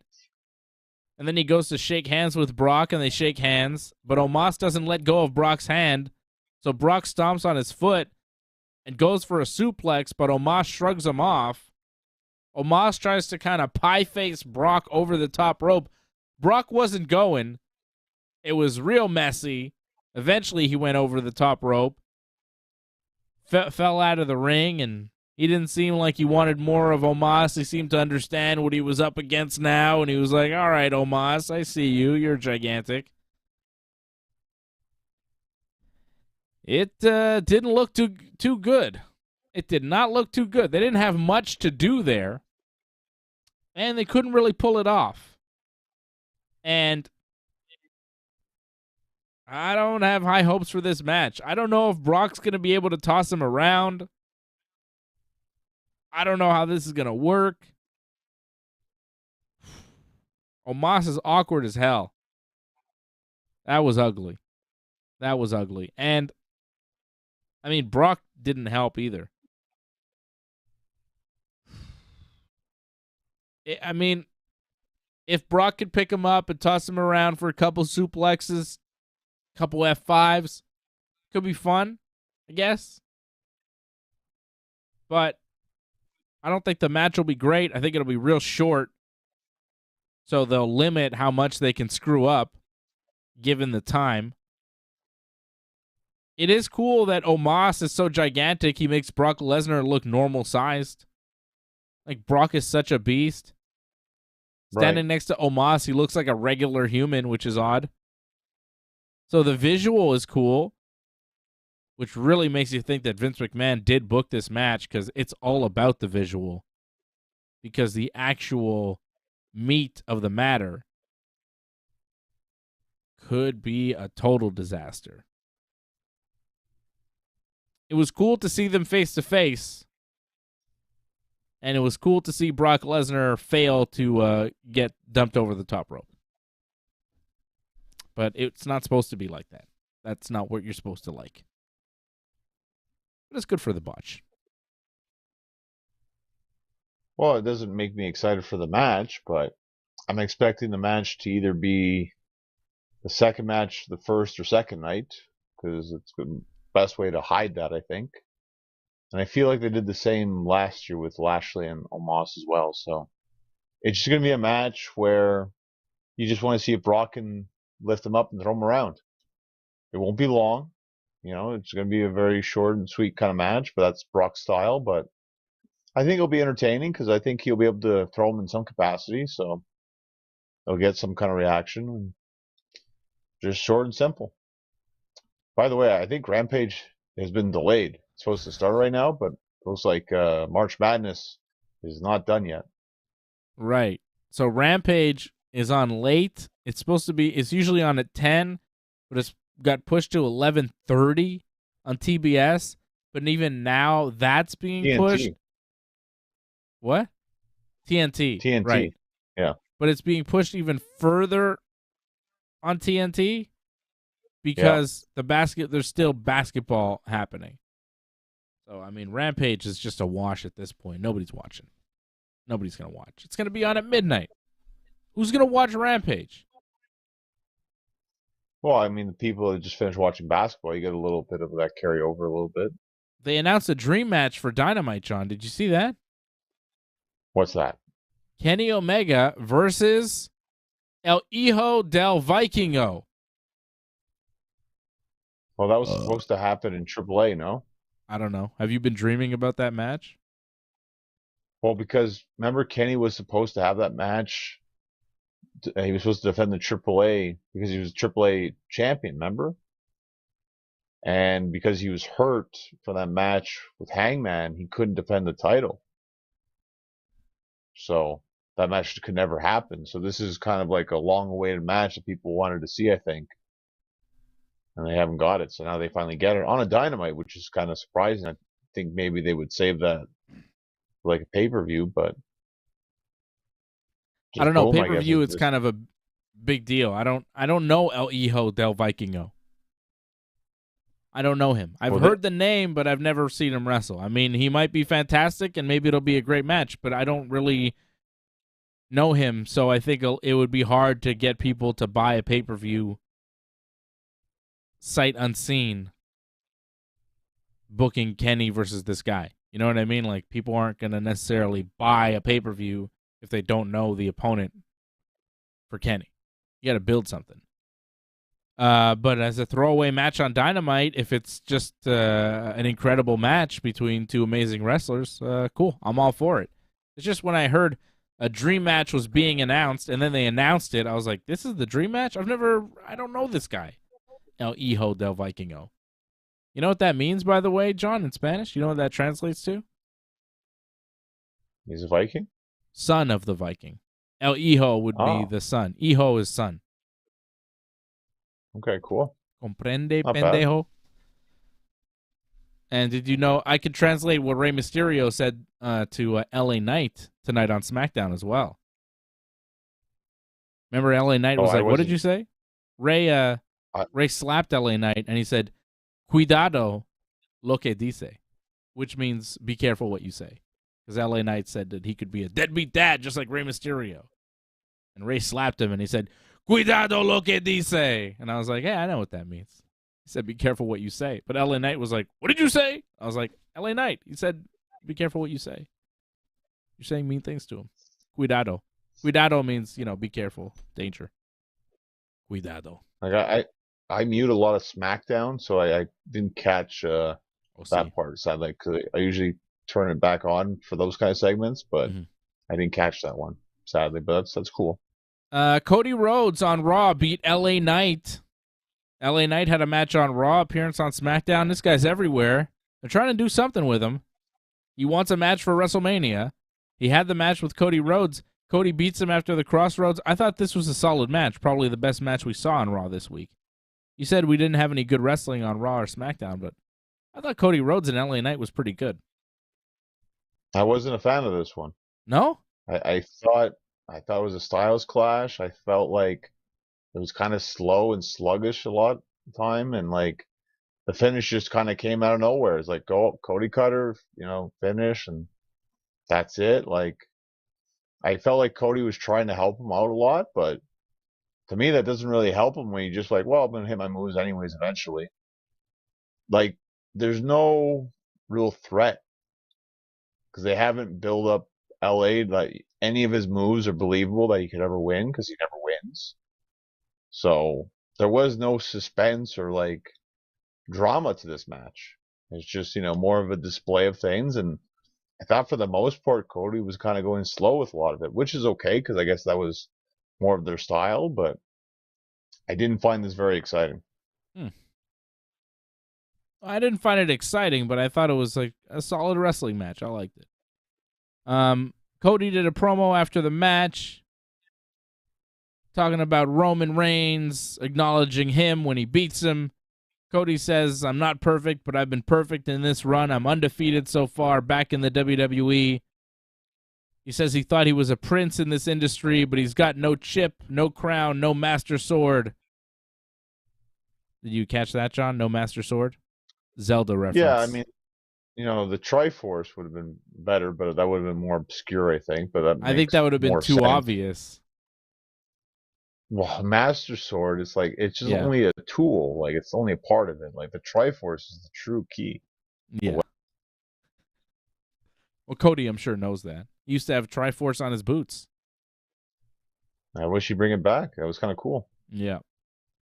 I'm sure Cody's real excited for Tears of the Kingdom. Couple of months, John. Couple of months. May's still far away.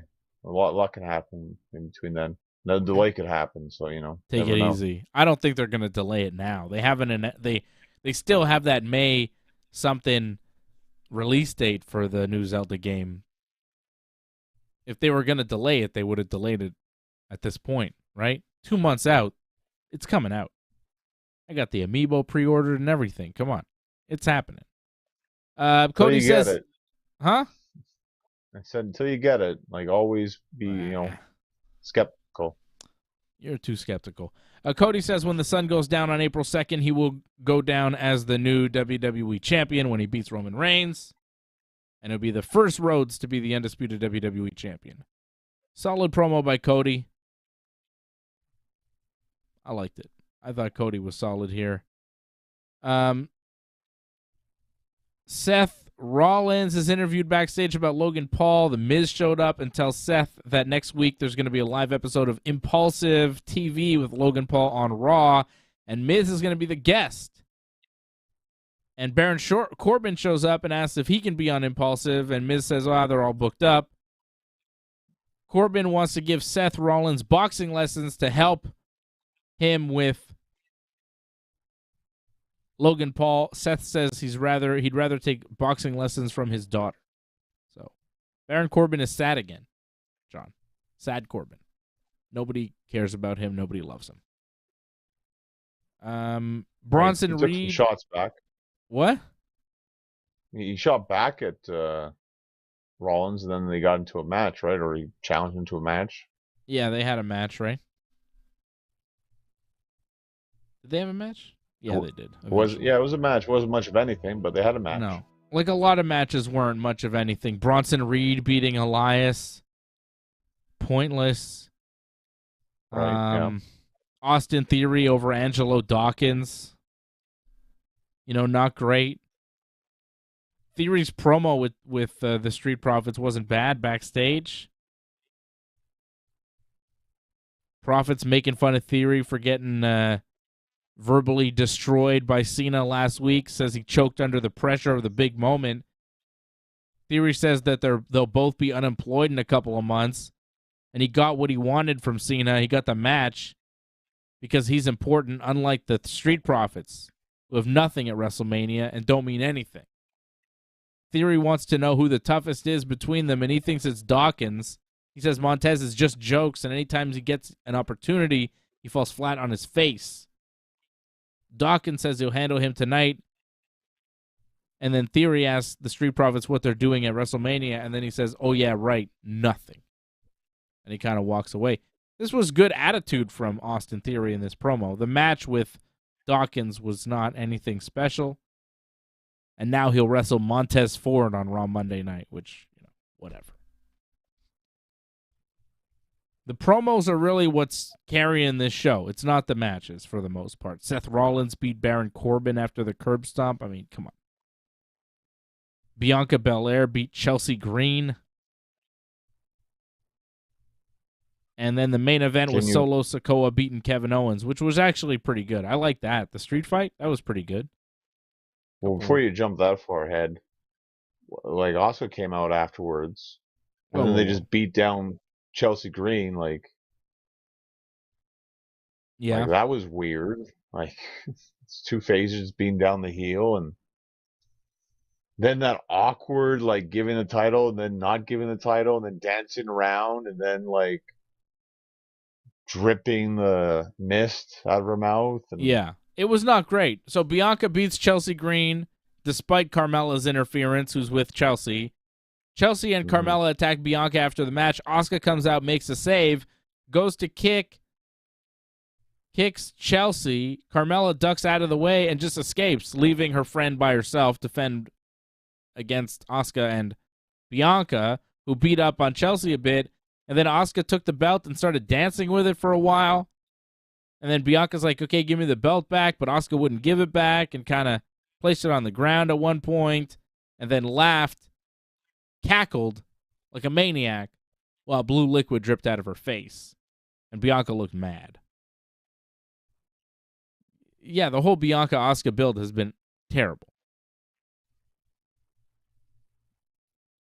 And they're probably going to change the title, and it's like, wow, that's kind of sad because it hasn't been a great build towards that. They might change the title. I don't know if they will necessarily.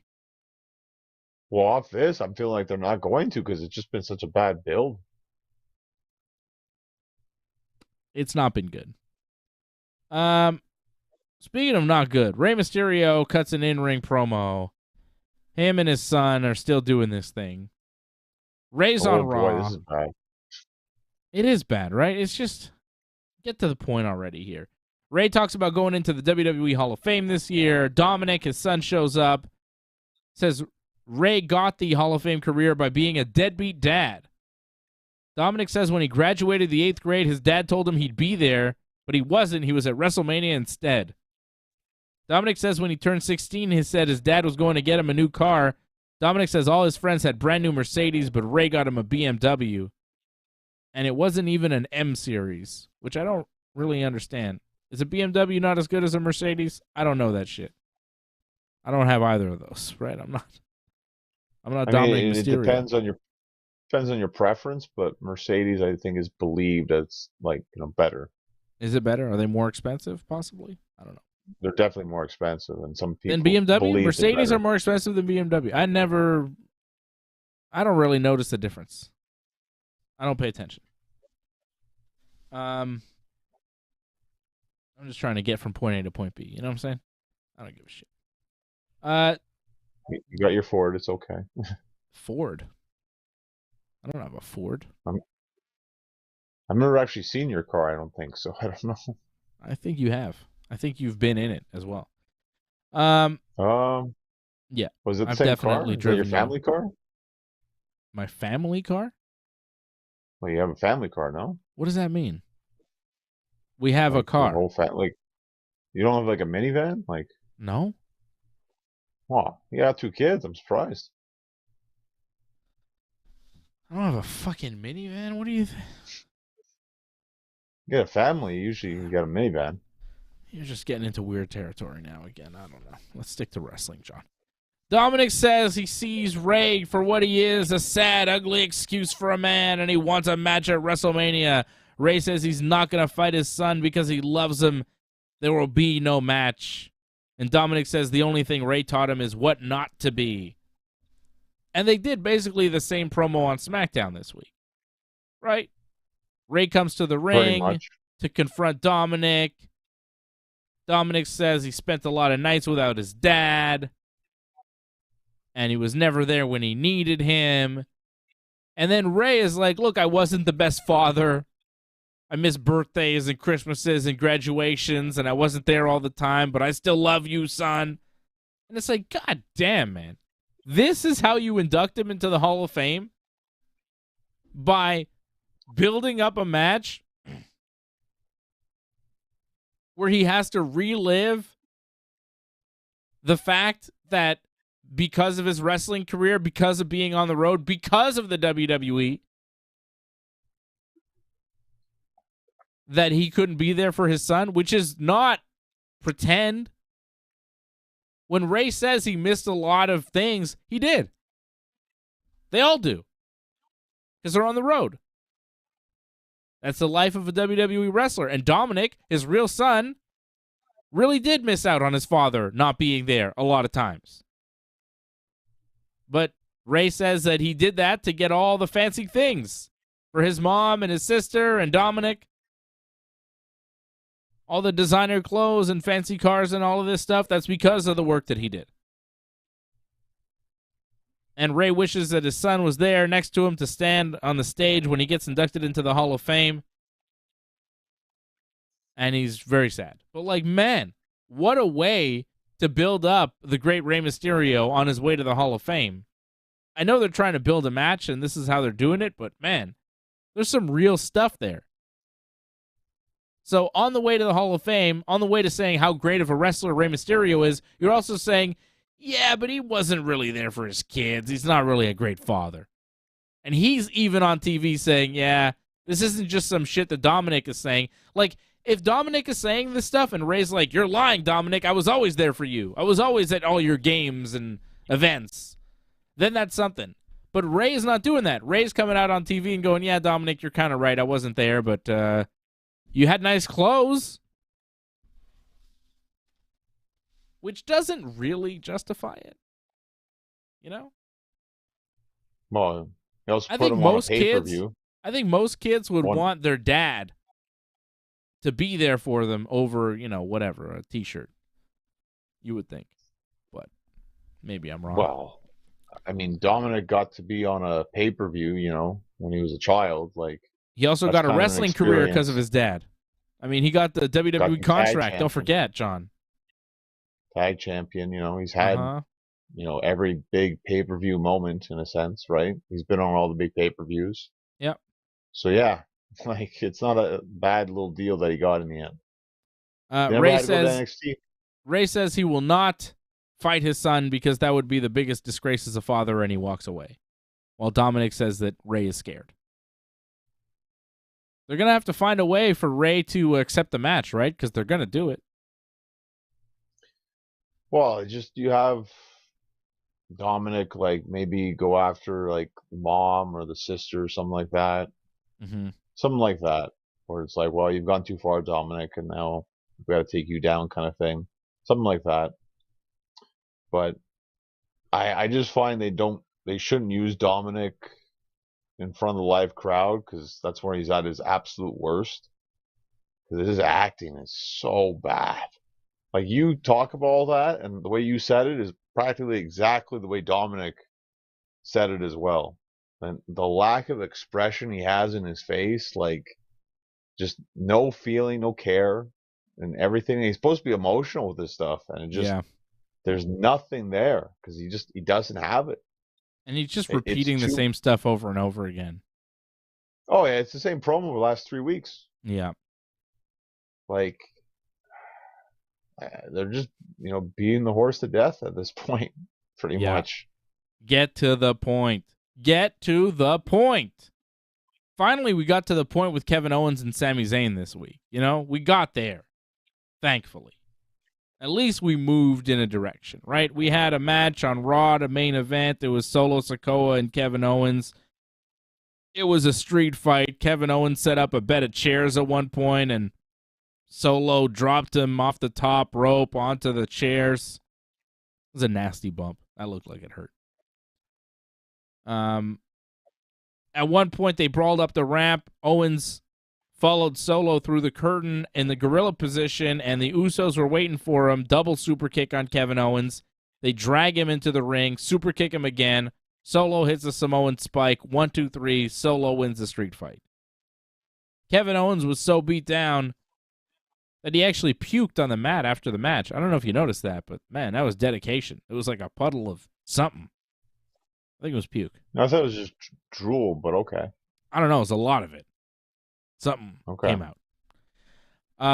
So Kevin Owens, he said he didn't want help from Cody. He didn't want help from Sammy. He didn't want help from anybody. This is his fight. So they let him do it, and he took a vicious beating. Then on SmackDown. That was Raw's main event. SmackDown opened up with Cody Rhodes doing a promo, talking about Roman Reigns and looking forward to seeing him on Raw and looking forward to beating him at WrestleMania. But tonight he's got other business, and he invites Kevin Owens and Sami Zayn to the ring. Cody tells them that he's got incredible respect and love for Kevin Owens, and that when he left the WWE, it was Kevin Owens who helped him get the contacts and really keep his career going. what Cody is saying is Kevin was the link between Cody and the Young Bucks. Right? Kevin knew the Bucks. Right. Kevin knew Cody. Kevin pointed Cody in the right direction. Cody didn't say it outright, but if you know, you know. So Cody loves Kevin, and Kevin helped Cody a great deal, and Sami Zayn wants to be with Kevin together to fight the Bloodline. Kevin is like not into it. He's like, "Are you done here, Cody? Can I leave now? Did you get what you wanted?" And Cody says, "Hey, we're in the service industry. We're in the people-pleasing industry. It's not what I want, Kevin. It's what all the fans want. And all the people in the world want you and Sami to get back together, including me." And Sami says he wants it, and the people want it, and they could do something magical together by bringing down the Usos and the Bloodline. And then Kevin says, and Sami says, "We don't even have to be friends. Just fight alongside me." And Kevin says, "Why would I want to fight with somebody who doesn't even want to be my friend?" Kevin's all sad. I was dying of laughter. I was like, what?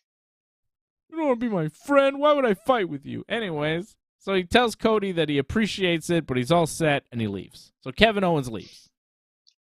And then we go to commercial break, and Kevin Owens is in the parking lot getting into his car. What, John, you didn't like that? You didn't like that Kevin Owens just wants friendship at the end of the day? He just wants a friend. Like, the guy who's been like, "Oh, it's all, all for myself, and like I'll stab everyone that I've ever known in the back." Yeah. And it's like, "Oh, I just want someone to be my friend." Yeah. It just completely goes against everything they've built. Everything. But fine, that's the way they're going to go with it, sure. I'm sure some people bought that, but I didn't buy that. He needs a friend, John. He needs a friend. Kevin Owens is leaving the arena. It's 8:15 at night. They're in Right. Kansas City? Is there a time difference? Yeah. He's a Raw guy. He shouldn't even be on SmackDown, so. It might actually be an hour ahead, possibly. Might be Central Time, no? Oh, they're an hour behind. But at 8:15, it's 7:15 in Kansas City. Is the sun still out at 7:15 in Kansas City? I feel like that was not live. Because it was pretty bright outside for 7:15 at night. No. I don't know. I don't know what the weather's like in Kansas City, but it seemed a little too bright for that backstage parking lot promo with Sami and Kevin, where Sami tells them that, "Look, we are friends. We'll always be friends. We're more than that. We're brothers. And I love you." And Kevin Owens doesn't know what to think of it, and he gets in his car and he leaves. But you know he's going to come back because Sami Zayn has a meeting with Jey Uso in the ring in the main event of SmackDown. What's the meeting about? Showdown. A showdown. I wonder what this is about. Oh, Sami Zayn's for sure not going to get beat down by the Usos, right?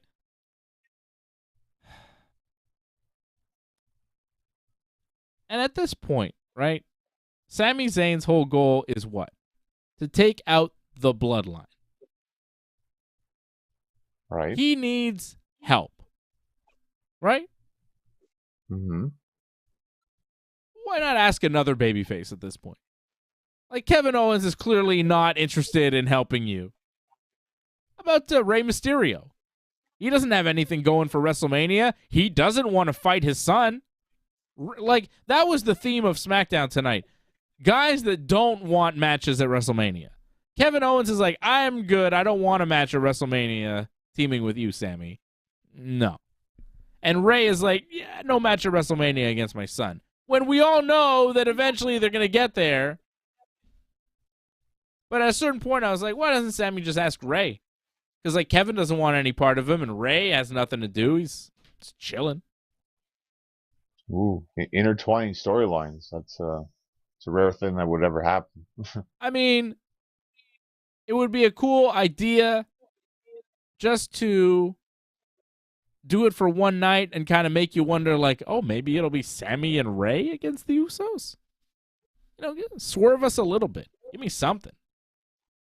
Because, like, we know where it's going, and it's just taking forever to get there. And everybody needs a friend, and everybody loves everybody. It's just like, it's getting cornier and cornier as we go along, you know. It's not looking great. And the execution of the end of this thing was not great either.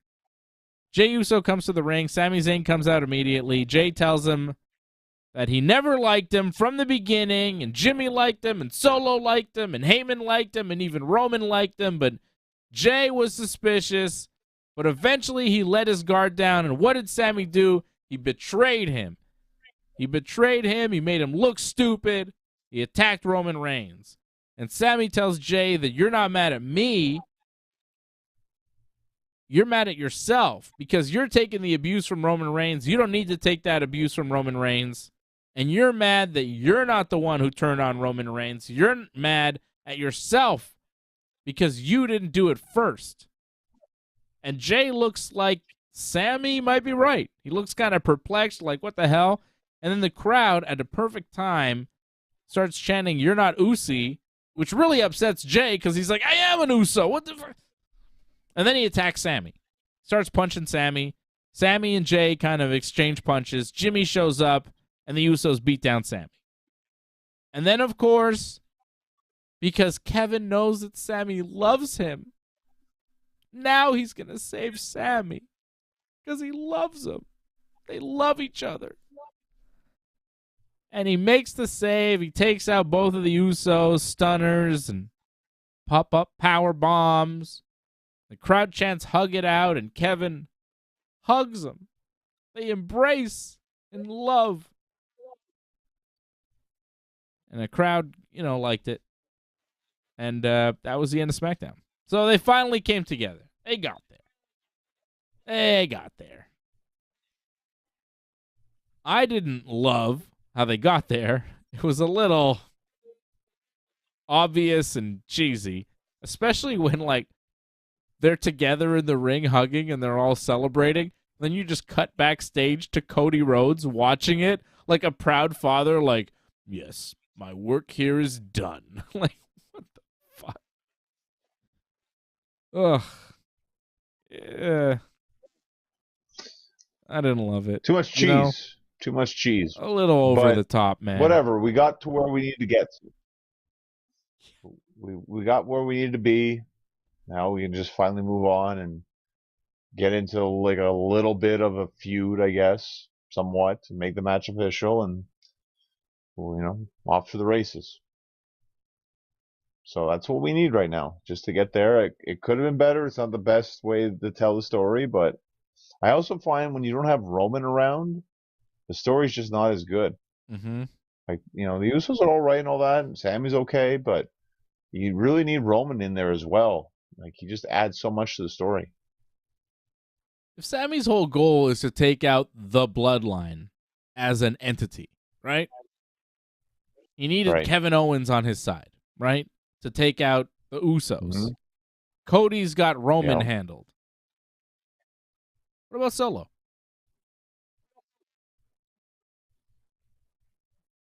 Yeah, well, no one can seem to take him down. So just leave it alone. Don't try to enlist anybody. Yeah, just leave it alone. Why not, hey, Bronson Reed, you're kind of a babyface. Why don't you join up with me and Kevin Owens and you could be, against Solo Sikoa? Something like that. Should get Bobby Lashley now. What's the deal with Bobby Lashley? He seemed to be having a match with Bray Wyatt. There were rumors that Bobby was going to be on SmackDown tonight. He was not on SmackDown tonight. That match seems to be dead in the water. They're not talking about it anymore. And Bray Wyatt has some sort of undisclosed health issue. Unknown what it is exactly, but Bray Wyatt is not around. So the match is in jeopardy. Bray Wyatt and Bobby Lashley. Bobby might not have a match at WrestleMania. I'm not worried about this. This is not a bad thing. No, me neither. I was not looking forward to. I don't need it. Yeah. It's too bad for Bobby that he doesn't get a match, but I was looking forward to that match, so maybe, hopefully, they give him something. They can throw something together, but, get Goldberg back. Bobby and Goldberg? They've done it before. They can do it again, no? I don't need it. I don't need to revisit that. Yeah, what do you do with Bobby Lashley if he doesn't have a match with Bray Wyatt? LA Knight? I guess. I mean, if LA's going to wrestle Austin, that's better, I think. But There are rumors of Stone Cold Steve Austin against LA Knight, but it seems unlikely at this point. I would say probably not. Because he hasn't shown up. There's been no indication, no hints, no build. 2 weeks out. I don't know. I could see Austin being on WrestleMania and doing a thing with LA Knight where LA does a promo and Austin comes out, beats him up a bit, but not a match. I think if they were going to do a match, they would have announced it already. yeah, like I expect it to be something a lot like what we saw last year. Just it won't be so official. It'll be more like you say, a confrontation, maybe Yeah. just a promo back and forth. And they could say it's a match, but it'd probably be less than what you actually saw, I think, with Kevin. But Yeah, well, Kevin was a build and promos and stuff. You knew it was going to be Kevin and Stone Cold in some sort of match confrontation. With LA Knight, I think, you might advertise Stone Cold Steve Austin as being at WrestleMania, but I don't think you'll advertise Stone Cold and LA Knight in any kind of thing. They'll just put it together on the night of, Yeah. Tonight on SmackDown, Rhea Ripley and Dominic Mysterio beat Zelina Vega and Santos Escobar. That was a match that happened. Liv Morgan and Raquel Rodriguez beat Tegan Nox and Emma to qualify for the Women's Fatal 4-Way Tag Team match at WrestleMania. Who else is going to be in this? I have no idea. Like, in terms of the women, it's kind of tough because we don't have many teams. And is Ronda okay to wrestle? Because that takes down one team, right? I heard Ronda and Shayna were going to wrestle Becky and Lita on night 2 for the belts. So Becky, Lita, and Trish will wrestle Bayley, Dakota, and Io on night 1. And then on night 2, Becky and Lita will defend the tag team titles against Ronda and Shayna. I saw that as a rumor, but who knows? Not official. But it makes sense. You should defend those tag team titles at WrestleMania. And Ronda, if she's healthy, should have a match at WrestleMania. And it should not be in this jabroni fatal 4-way match. Well, you have to win this match, right, to get that title shot, if that's what you're saying, right? So they have to be in it. Who else? Is this a title shot match? I don't think they said that this match earns you a title shot.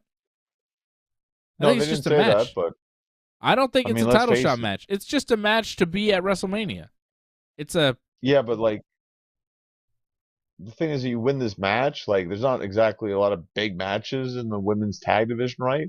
Mm-hmm. So like they could say it's not a number one contenders match, but I mean, I wouldn't be surprised they build that as like, well, this team won a WrestleMania. What could they do against the tag champs? I don't know. I think they just throw a bunch of teams in this, and it doesn't really matter. You get Nikki Cross and Candice LeRae. You get Carmella and Chelsea Green, and you get Natty and a person because that's the tag team division, right? Right. And then on the men's side, I think it's a little easier. You could throw the Viking Raiders, the Street Profits. They have a few more established tag teams. Although I'm blanking at names. Maybe the Alpha Academy, although Otis seems to be a model now. I don't know. Male models. There's a tag team. There you go. Rampage has started, by the way. Yeah, Rampage just started. Will Hobbs and Ray Phoenix is the opener for the TNT title that Will Hobbs has. That he will not drop on a Rampage that started at midnight on a Friday night, right? That he just won. You know what I'm saying? Yeah, I don't expect the TNT Championship is changing hands on a taped show. No. Highly unlikely. Charlotte Flair cut a promo that I thought was pretty good tonight on SmackDown. She says when she was a baby, this business was built on Rhodes as a challenger and Flair as a champion. And the more things change, the more they stay the same. This year's WrestleMania built the same way. Flair as a champion and a Rhodes as a challenger. Charlotte says Rhea wants to be the star, but she can't become the star until she becomes the champ. And she can't be the champ until she goes through the queen. Charlotte says 3 years ago Rhea couldn't beat her, and she won't beat her this year because the more things change, the more they stay the same. I thought just that, until Rhea came, was perfect from the queen. It's just, she's so magnificent, you know? She's fantastic. She's the biggest star in the company. She's the best thing going. Everything about her, the promos, the matches, the look, the pageantry, the gear, the entrance, like, she's fantastic. Fuck. She's so cool, you know? I'll agree on a lot of points, but I don't know if she's like the best in the company. Like, Roman Reigns, I think, is ahead of her, but I don't know. I know. Roman Reigns is definitely ahead. Charlotte has an aura on par with Roman Reigns, if not greater. She's got the thing is too, like, she's got charisma, man. That's fine, but let's remember too, like, she was gone from like last year's WrestleMania practically, right? Or WrestleMania Backlash last year, and now she comes back for WrestleMania. So like, all right, like, she's good to come back and do that, but she doesn't exactly have a lot of momentum going into this, where Roman has years now of being the guy. Yeah. But, whatever. What's wrong? No, I'm saying we don't have to say, who's better, Roman or Charlotte. Like, we could argue that all day. But I think we can agree that Charlotte is fucking fantastic, right? She's just great. Yeah, I won't disagree with that. I thought this brawl could have been better, but it's another thing.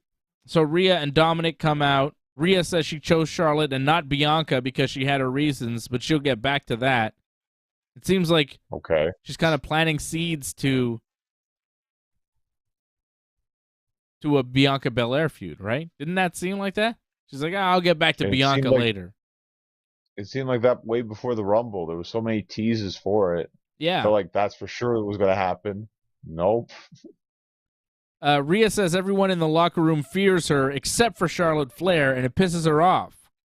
Rhea says Charlotte is one of the biggest stars in the WWE, but she needs a SmackDown Women's Championship because Rhea says she not only wants to be a star, but Rhea needs to be a star.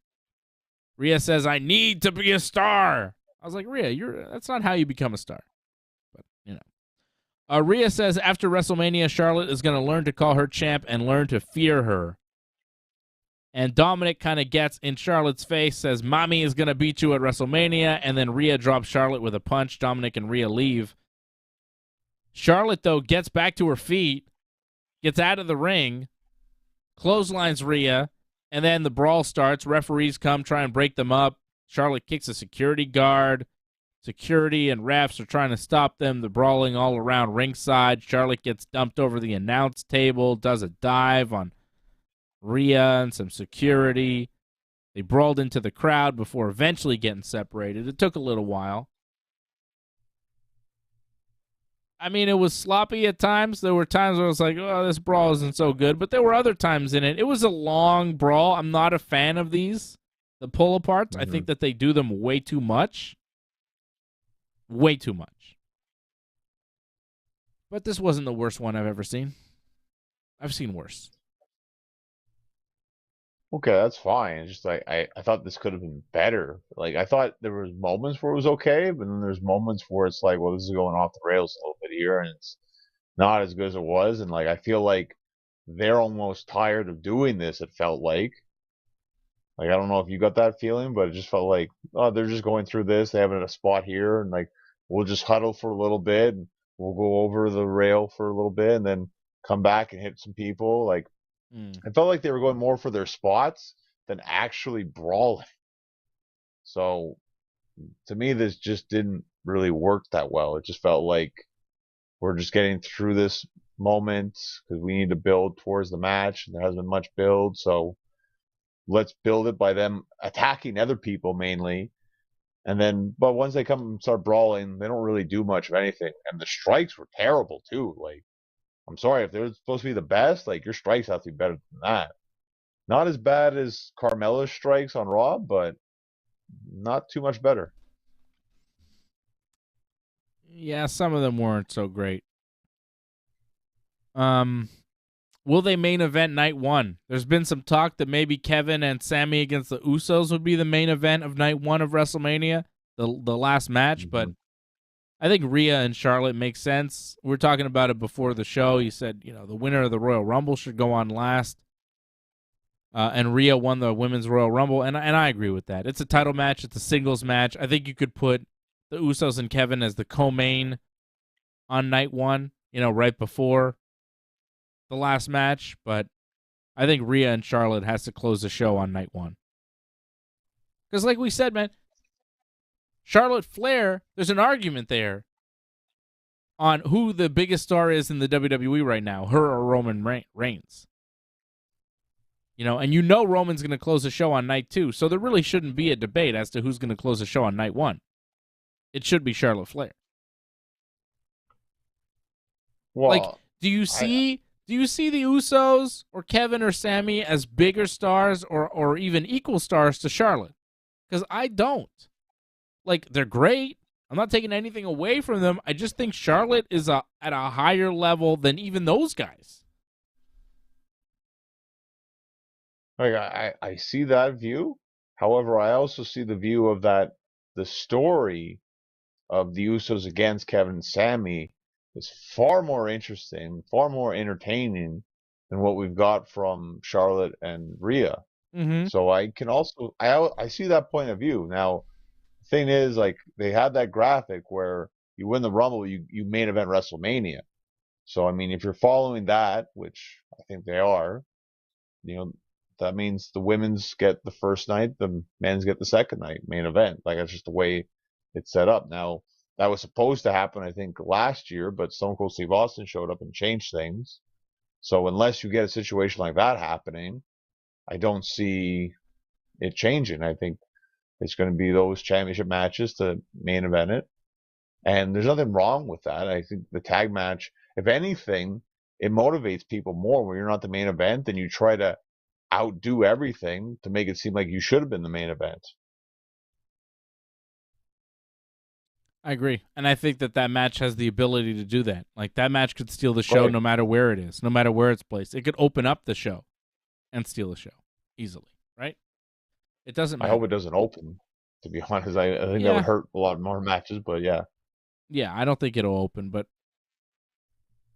like I said, I just don't think it really matters where that match will be, the tag match, because it'll be big no matter where it is on the card. People don't necessarily remember who went on last. They remember the moments and the matches for WrestleMania. So it's really about just making the moment, making the match, making the memory for the fans. Because going on last is all well and good, but there's been a lot of matches that have gone on last that no one cared about because there was stuff on before that was way better at WrestleMania. Right. Like, and what was that year where Triple H wrestled? Oh, right. It was Shawn and Taker didn't go on last. And then Triple H wrestled Randy in the main event. It was like, who cares? 25, yeah. Yeah. Or, of course, the famous Rock Hogan match where Jericho and Triple H again, right? Well, they went on last. Huh. Familiar trend here, huh? How about that? Yeah, Triple H always goes on last, even though probably shouldn't have. Right? Probably not his time, but he's like, I'm going on last. Right? Interesting, eh, John?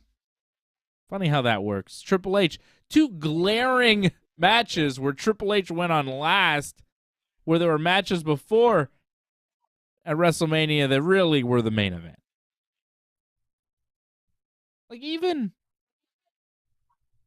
Shawn and Flair, I don't think went on last. Right? No, they didn't. They didn't. But Edge and Taker were on last on that one. Actually, it Okay. wasn't Triple H, Cena, and Orton. They were in the middle of the card. Okay. Wow. Edge and Taker was pretty excellent. But I think Flair and Shawn should have probably closed that card. You know? Like, I don't disagree with you, but I also understand the point of, like, it's a retirement match, and Flair's like, well, this is the end for me, and, like, it should end with the champion. You know, like, to me, Yeah. to him, it felt like the champion was a bigger deal, and it was Taker winning it too. It was his last championship win at WrestleMania, so that was kind of a huge deal. Yeah. And it was not a bad match, him and Edge. So No, it was very good. I remember it being excellent. Yep. So Charlotte and Rhea should main event night 1. Of course, Roman and Cody on night 2. Why did Xavier Woods beat LA Knight tonight? That was strange, because I feel like, they're trying to do something with LA Knight.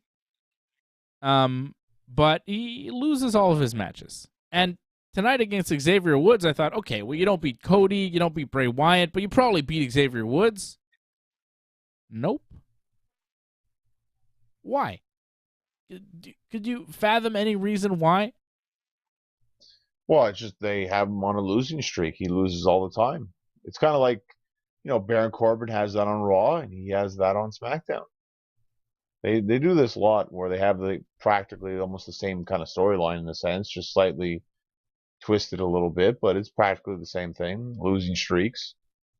And that's his thing. Is like, he's trying to get him WrestleMania, but he'll just lose a lot. Has he won a match in the WWE on TV? I believe they had like some enhancement talents that he beat, not mistaken. He loses every match. And I'm hearing that they want to push him, and after Mania, he might be the Money in the Bank winner and all of this. And it's like, okay, it's going to be hard to believe in him if you bury him all the way now. Oh, well. LA Knight will wrestle Rey Mysterio next week. You figure Rey beats him? I do. Yeah, I definitely do. It was like Will Hobbs' new finisher. Will Hobbs just beat Rey Fenix. Okay. So he does like a Death Valley Driver, except the guy's stomach hits first instead of the back. That's all right. Something.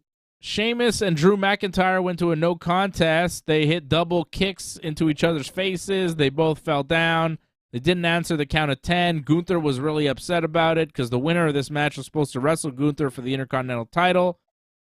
Gunther got in the ring. Did he get in the ring at 10 or was it at 9? Yeah, I thought, he got in beforehand. I thought the match actually ended on a double DQ. Yeah. When Imperium hit Sheamus and Drew in the back, actually. I thought the match ended when they didn't answer the count of 10, because they didn't answer the count of 10. They weren't getting up.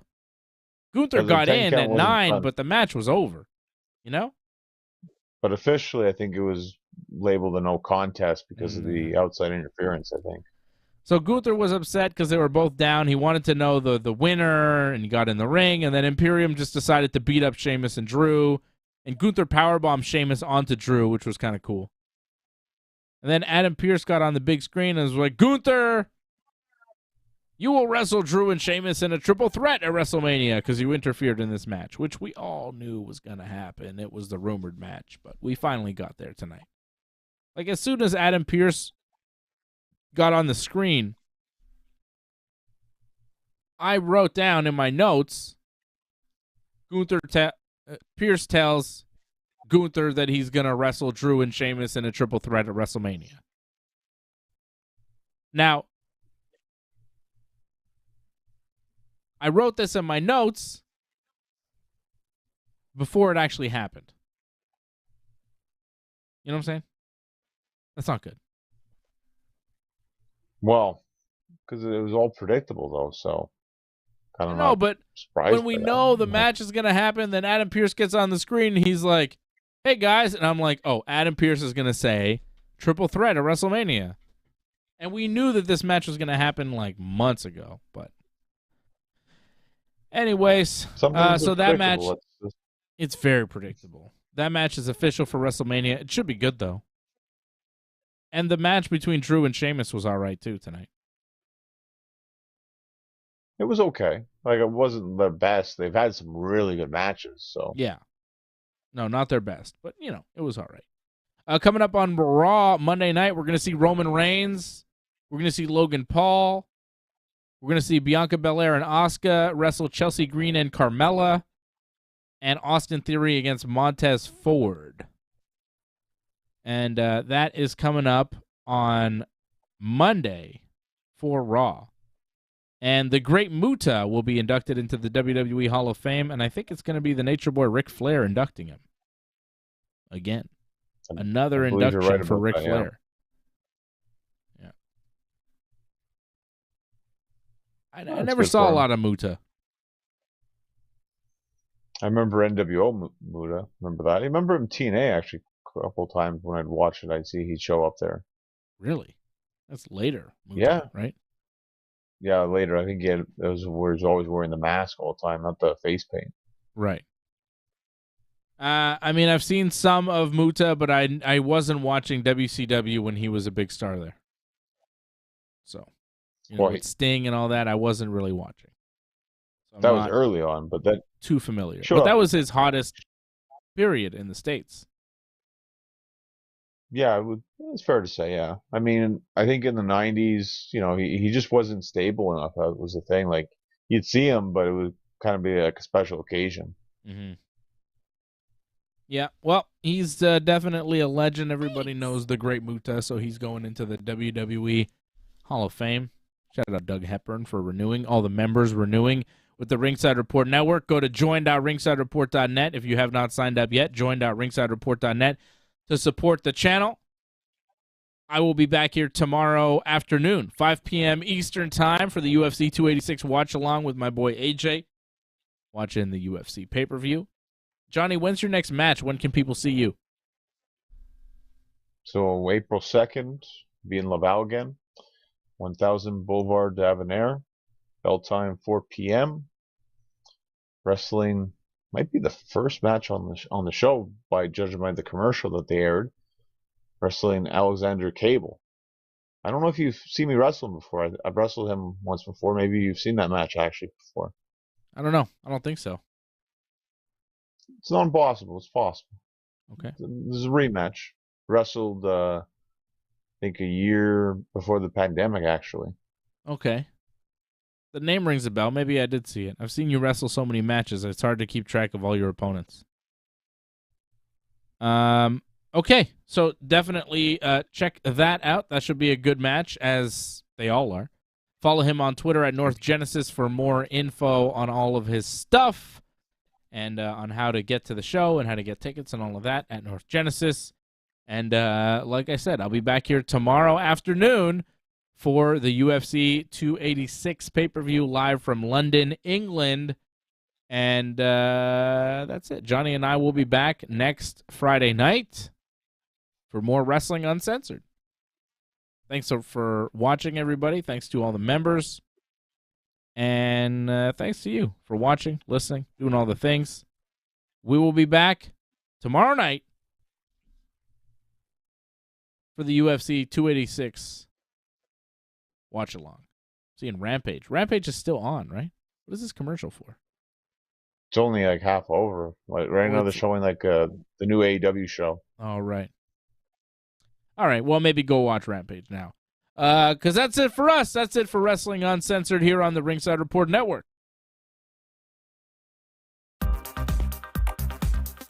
Please join in and give your support to Ringside Report Network.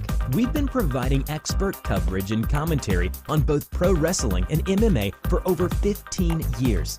Go to ringsidereport.net/support to find out more ways to support the channel.